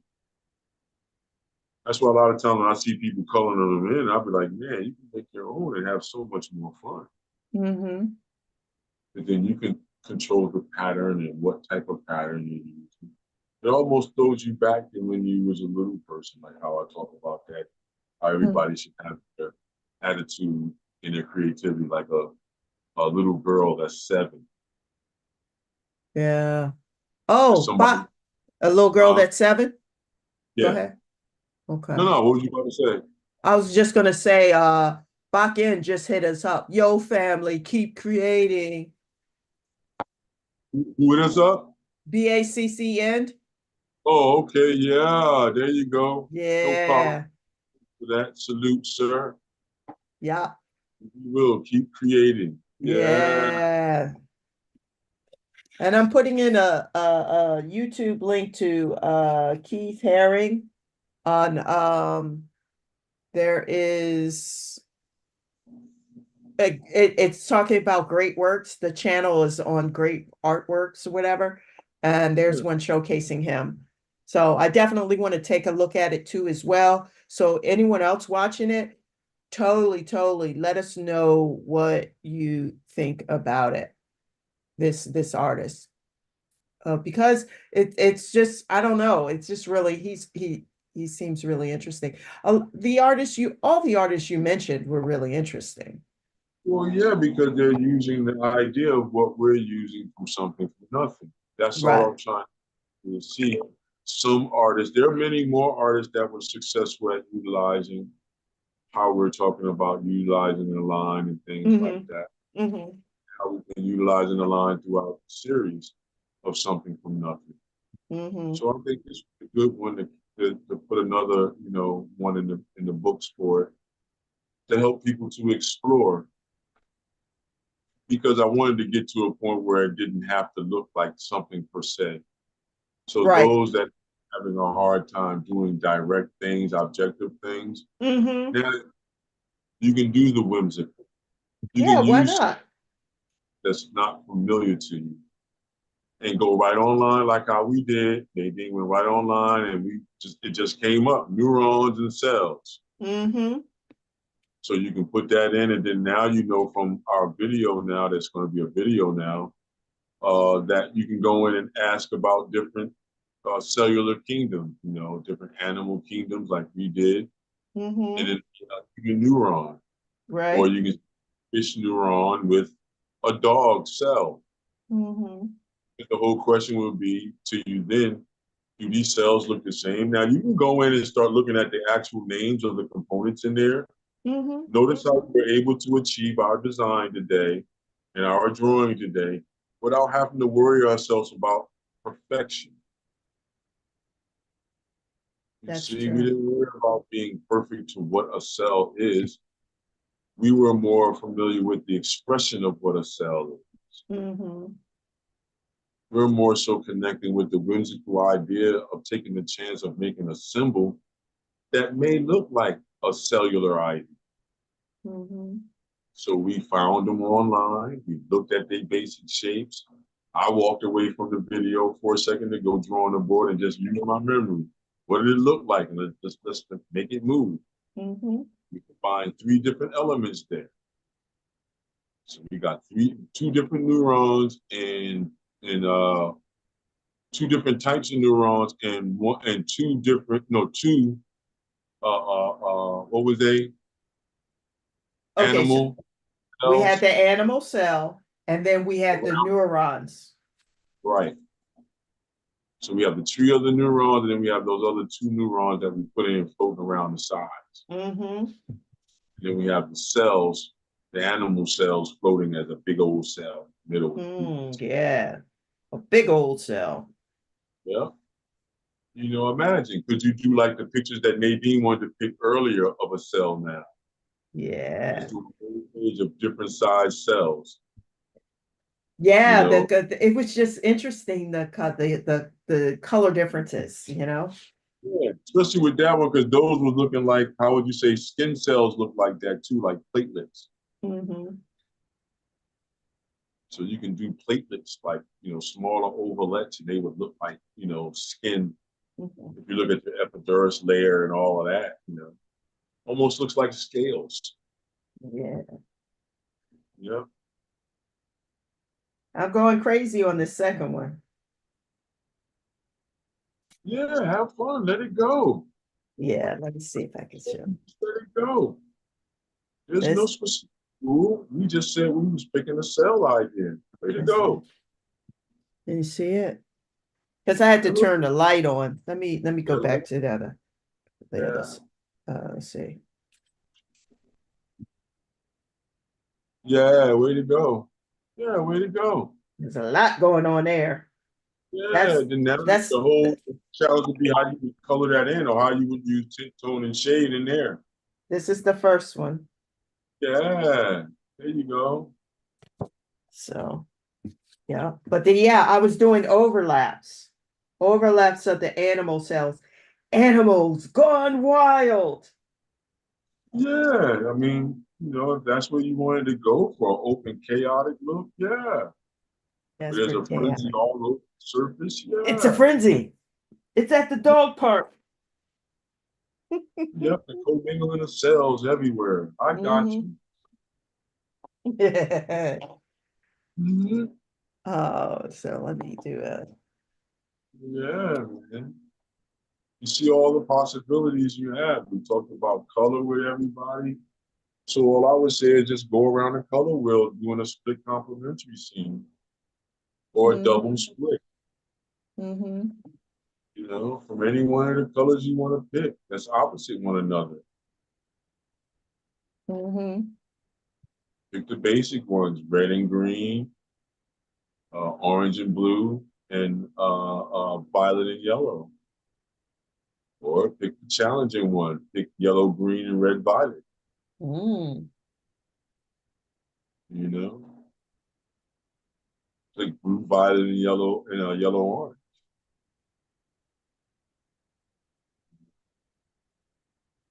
It's a great Uh, way to dive into understanding the nuances of color. Yes, because you got to see the color. That's why I try to tell people, play with color. If you really want to be good at color, you got to see it. You got to see it in multiple ways and materials. And sometimes you got to just lay it down so you can see what it looks like when it's dry. So that now you know what the expectation is of that particular material. Now you can move a certain way with certain expectations because of your experiences with the material. That's the ultimate of what you want. So you use certain to get certain effects. You can use, you know, acrylic paint and then turn around and use oil over top for a specific reasoning that you want to use. And I always love walking away and coming back because it's like I'm surprised by how it comes alive. Yeah, I use that all the time. All the time. I'm about to try to purchase some new lights, you know what I mean? So I can get better lighting to control lights on portraits and things like that. I got a portrait going now. I can show everybody that one. Oh, yeah. Yeah. Hopefully it won't come off dark, but we'll see what happens. Bring this on over here. And there we go. Ooh, see it? Nice. Yeah, I'm getting ready to go right to it. Yeah. So then now you can see that, everybody. And then it's in stages. So we'll work on certain things. Get the color spruced up, worked on the lips and the lighting underneath the nose and the way the lips are moving. And then put the hair in for the final effect, draped down over the forehead and coming from underneath the straw hat. Yeah. So you see how I use the same things I talk about with you guys, with, you know, a multitude of things to have variety. So, you know, for those of you that, you know, like to do things and want to see things, then you just have to just do them all the time, you know. Then you can settle down into one or two things you may want to do. Or you can be like me, forever looking like you're chaotic, but you have a certain movement with drawing being your base. So drawing is my base, and I like to explore things and move and do. So you may see an abstraction from me doing this, like how we did today. And then you'll see a piece of work like this that people that know when I do portraits. And I do what they call expressive portraits, everybody. So, you know, throw your hat on or your favorite hat, or when you were clowning around at your favorite resort when you went out of town. You know what I mean? Yeah. When a portrait done, hit Don up. Hit Don up. Yep. And then I can make your eyes blue like this too as well. Yeah. Whatever color you want. Well, whatever color your eyes are, you know, Yeah. I just like the way the eyes are popping out pretty cool. And I'm not done yet. So that's cool. Super cool. Yeah, it's gonna pop even more when I add the hair elements and stuff. So let's see. Can I zoom in on that? Oh, there we go. See that, Nadine? Oh, yeah. Yeah, see, when you zoom in, you get a better idea of what's going on. See how the lips are not done yet. Over here. And then now add more darks and lights to get rid of that hard edge there, to soften it up. And some more tonality, some more warmth. Feels fleshy. I was using Titian's idea. I wanted to make the flesh feel real fleshy. It's about to come out the surface. Yeah. But yeah, that's it, everybody. I'll turn away from that and come back to our board here. Yeah. Right there, everybody. And I'll zoom back out. There we go. So we can get that whole board in. We can end on that item right there. Or I can zoom in and we can get the main work that we was working on. Let's see what that looks like. There we go. So we're gonna go up one more time. Oh, yeah. Okay. Nice. Yeah, we can get right there. bang. Bada bing, bada boom. There you go. Way to go, everybody. Yeah. Which is just as whimsical and crazy as mine. Yeah, mine is pretty crazy too. Yeah, imagine when we add color to it, what's going to happen. Yeah. And remember, to be explorator, to be an explorer, how would you say, a navigator or explore Mm-hmm. the color wheel with this idea. Mm-hmm. Don't just stop at one color idea. Try to do another one and Mm-hmm. do another color idea. Try to do one that's all warm. Try to do one that's all cool. And Mm. then the ones that we talked about earlier that split complementary. Gotcha. You see? See, Wow. instruction without getting instruction, because if you apply that idea, you should be able to teach yourself a lot of things with that idea, right? Mm-hmm. Because you can do, like, all right, I'll put it to you this way, everybody. If we look at that color wheel, right, I'm going to square it over to where the color wheel is there. And if we Mm-hmm. look at color wheel like this quadrants, Yes. you can do a piece from red, orange, no, excuse me, yeah, from red to yellow, Mm-hmm. then do another painting from violet to red, Mm-hmm. do another one from violet to blue, Mm-hmm. do another one from blue to yellow. Mm-hmm. And that's all your four quadrants of the color wheel. But that's like using the same family, as they call it, the same Mm-hmm. union. Also, they call it didactic, using colors, 3 colors or 2 colors in the same neighborhood. And then just work your way around the color wheel using tint, tone, and shade with that quadrant idea. Mm-hmm. And then do the split complementary the same way, like you do in Twister. You're spinning the Twister wheel, and you just gonna put your hand on certain colors and say, these are the colors for this piece. Mm-hmm. Take shade. And no matter what the urge is to add other colors, don't do it. Don't until do it. until that one is done.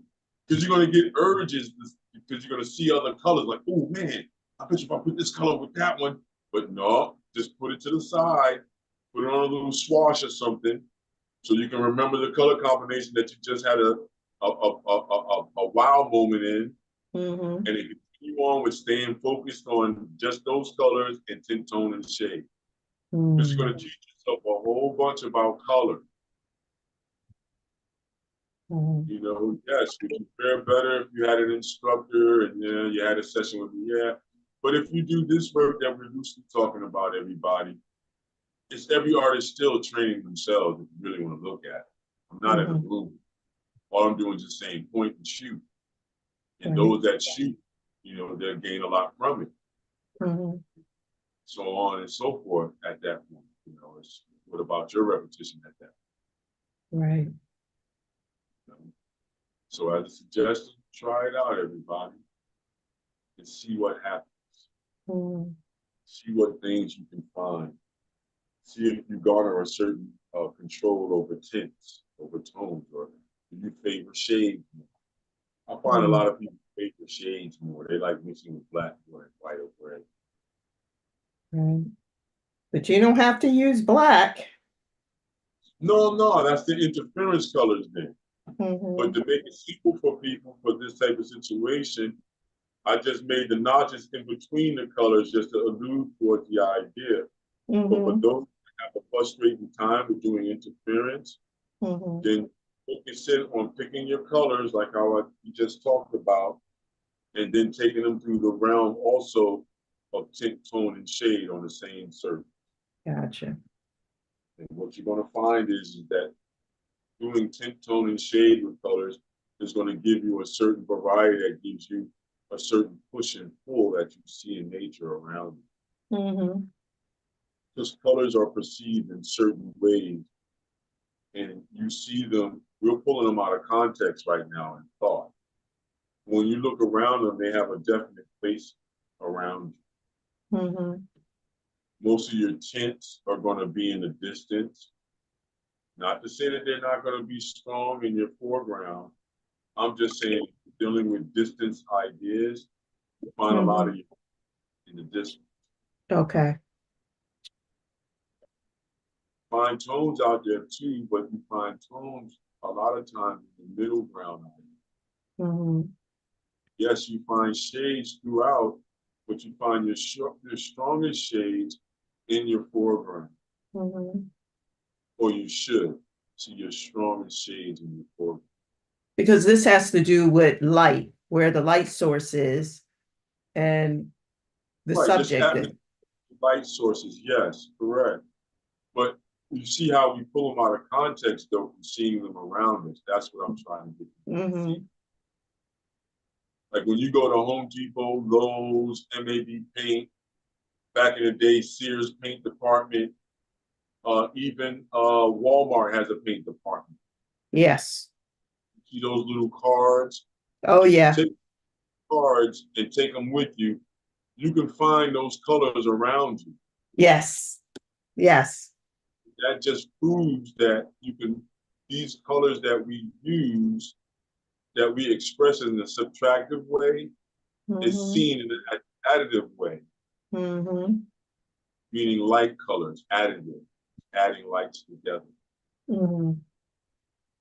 Your shirt is subtractive. Everything in our world is subtractive because it's canceling it out. You're taking two colors to make one. So one gets canceled out, or they both get canceled out to make one, i.e. Yellow and blue put together makes green. And so on and so. So that's what you have. Now we're talking about pure mixture. And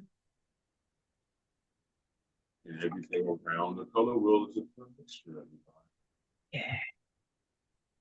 I mean, like, I'm trying to get people to understand it so you can make it like how it is with me. It's just in your mind. Fucking colors the way you need to. Like, all right, let me show something else with the painting that I'm doing. Okay. One more thing real quick. So people can understand certain things. Like, look, you see the palette, everybody? Yeah. Let me go you to see? some. Look at the colors that I'm using to get to where to get those colors of the skin of the flesh. Look at the full palette idea that I'm using, that I picked certain colors that I like and enjoy, and that I found that gets to certain complexions faster when you mix them together. So you see a lot of interference work there, everybody. Yeah. I do a lot of, I don't worry about buying a flesh tone. You see, I think that's a mistake a lot of people make. I believe more so in mixing that flesh tone with two good pure colors. So if you can see, like I use cadmiums a lot, and I'll use a cerulean blue. Those vibrations together make good flesh tones. Cadmium yellow light with a dioxide violet makes good flesh tones, everybody. You see, they make these golden tones that you can use, almost like bronze or gold. So if you ever had to paint a gold item and you don't have enough yellow ochre, or you don't have enough iron oxide, then, you know what I mean, you can mix it. That's super cool. Violet and yellow. You know, and it depends upon the ratio. You have to play with it. It's not an exact science, everybody. I like it because it's a science that's open enough to let you play to find out your own theorems of color vibrations. You know, and if you play long enough, like how the graffiti artists play with their cans and being impulsive and find impulsive colors that work, and they keep them together, or they borrow from other artists that they know have success with a particular can company and a particular resin that's in a particular vibration. Putting that together with another type of paint makes a certain reaction, and then boom, you got something that everybody wants to look at. But it's just from those explorations, everybody. You got to explore, whether it be color like this, whether it be what we just did on the board here. You see? Got to be willing to explore now, everybody. You got to take the things that we talk about in line, shape, form, light, and surface, and you would do the same thing in color now with line, shape, form, light, and surface. What does a line look like or an edge look like in color? You see what I mean? Is there a black line there like we're alluding towards? Or is the surface forever moving, forever in flux, as they say? Forever in flux. And that edge is hypothetical. Now, I'm just saying this now, everybody, just to, take it a couple of steps further on how you can think about this too as well. And so you get to the idea of surface and edge, which one is more important than that? Because what is an edge? Is an edge really when we stop the motion of something along the surface, then we'll call it an edge? The other side? Or is an edge like a crease or a fold? You see what I'm saying? Yeah, I see what you're saying. Like, these are the things I used to do when I was teaching special ed classes. And it really would engage the person. I really would pull out a chemistry book, and we would take a basic, drawing that we see in there that's chemistry. Or I would have an engineering book, and we would take an engineering drawing and then that as a basis, and then pull out the basic vocabulary. So you'll be shocked, everybody, how much you can learn and keep somebody intrigued, kids intrigued, all the way down to, I would say, depending upon how your child is, 5 years old, 4 and 5. Anything below that, they're only intrigued because you're intrigued. So I do the mother and child, or father and child parties and things like that too, where you're not really worrying about doing something specifically that looks like something. You're more so worried about engaging your child if they're creative and giving them an opportunity to be true with mommy or daddy. Yeah, that's beautiful. Those are fun parties too. And that's how you can use art as a therapy, everybody. That's why I love art so much, because I investigate it now. I might not have all the certifications for all the modalities that I'm talking about, but I do have the working experience, everybody, of being in these environments and applying my ideas and my thoughts that I share with everyone here, and Nadine included. And it helps me a bunch when we have our conversations, because it helps me formulate for those situations. What is a line? What is an edge? What would that be to somebody that has Alzheimer's? See, what would that be to somebody that has dementia? Yeah. Each case is different. Right. What would an edge or a line be to somebody that's having, how would you say, confidence issues?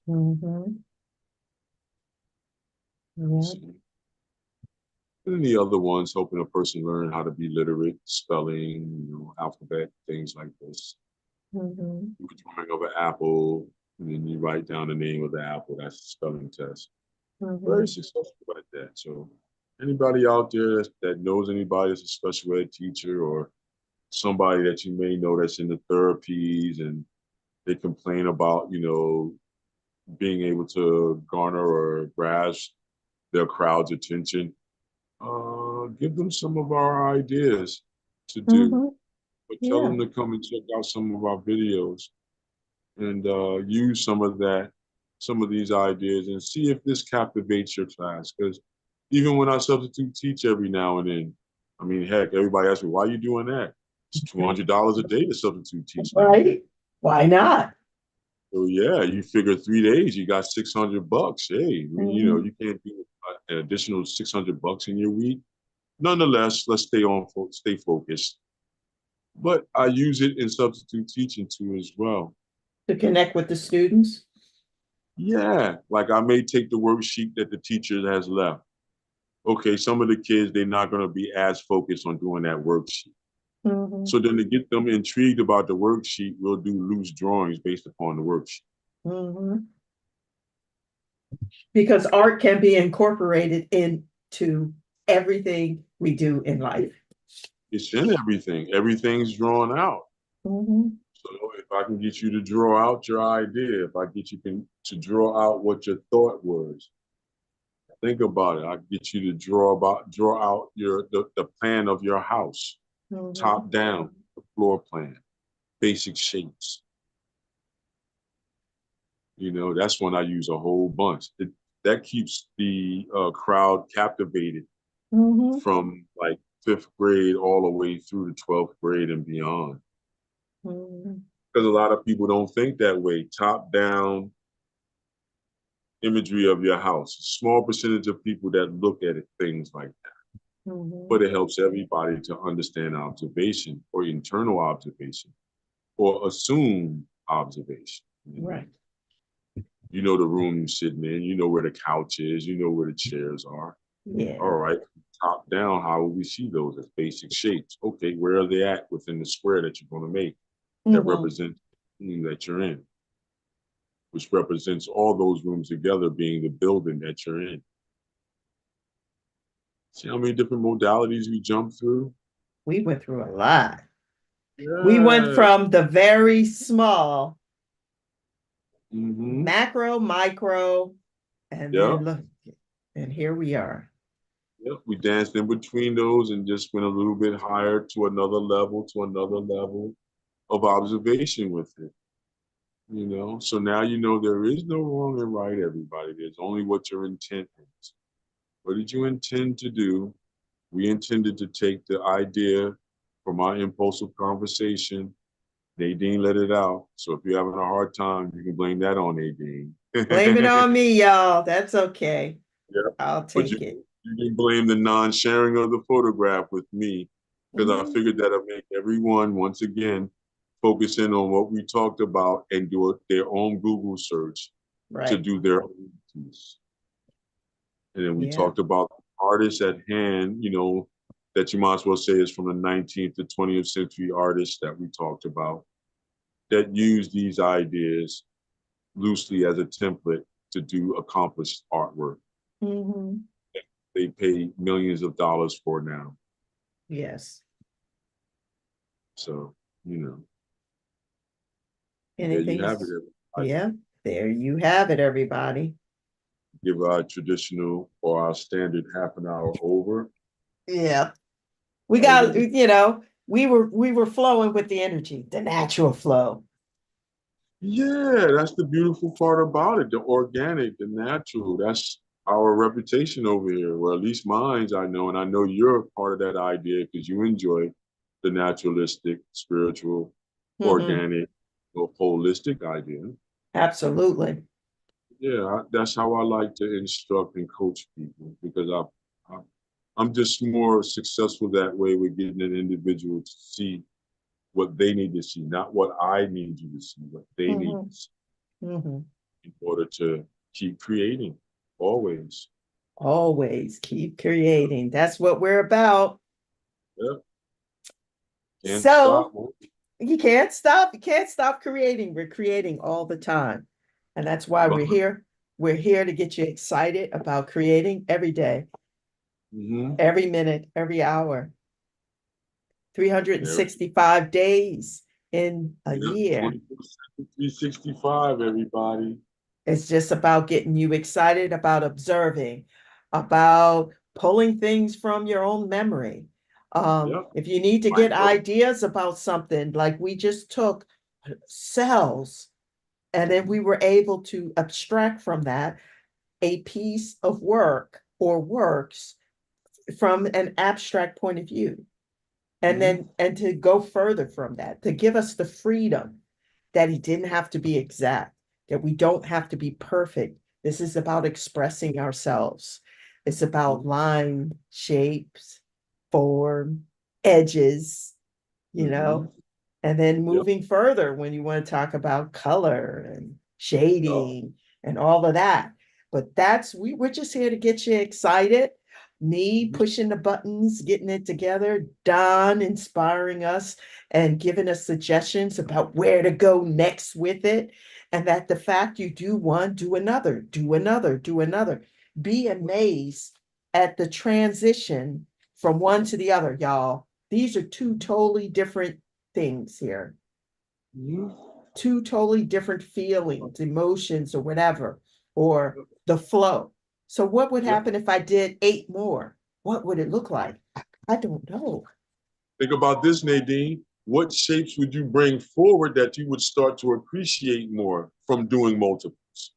There were two. There was the animal cell, and but I really appreciated this neuron right here.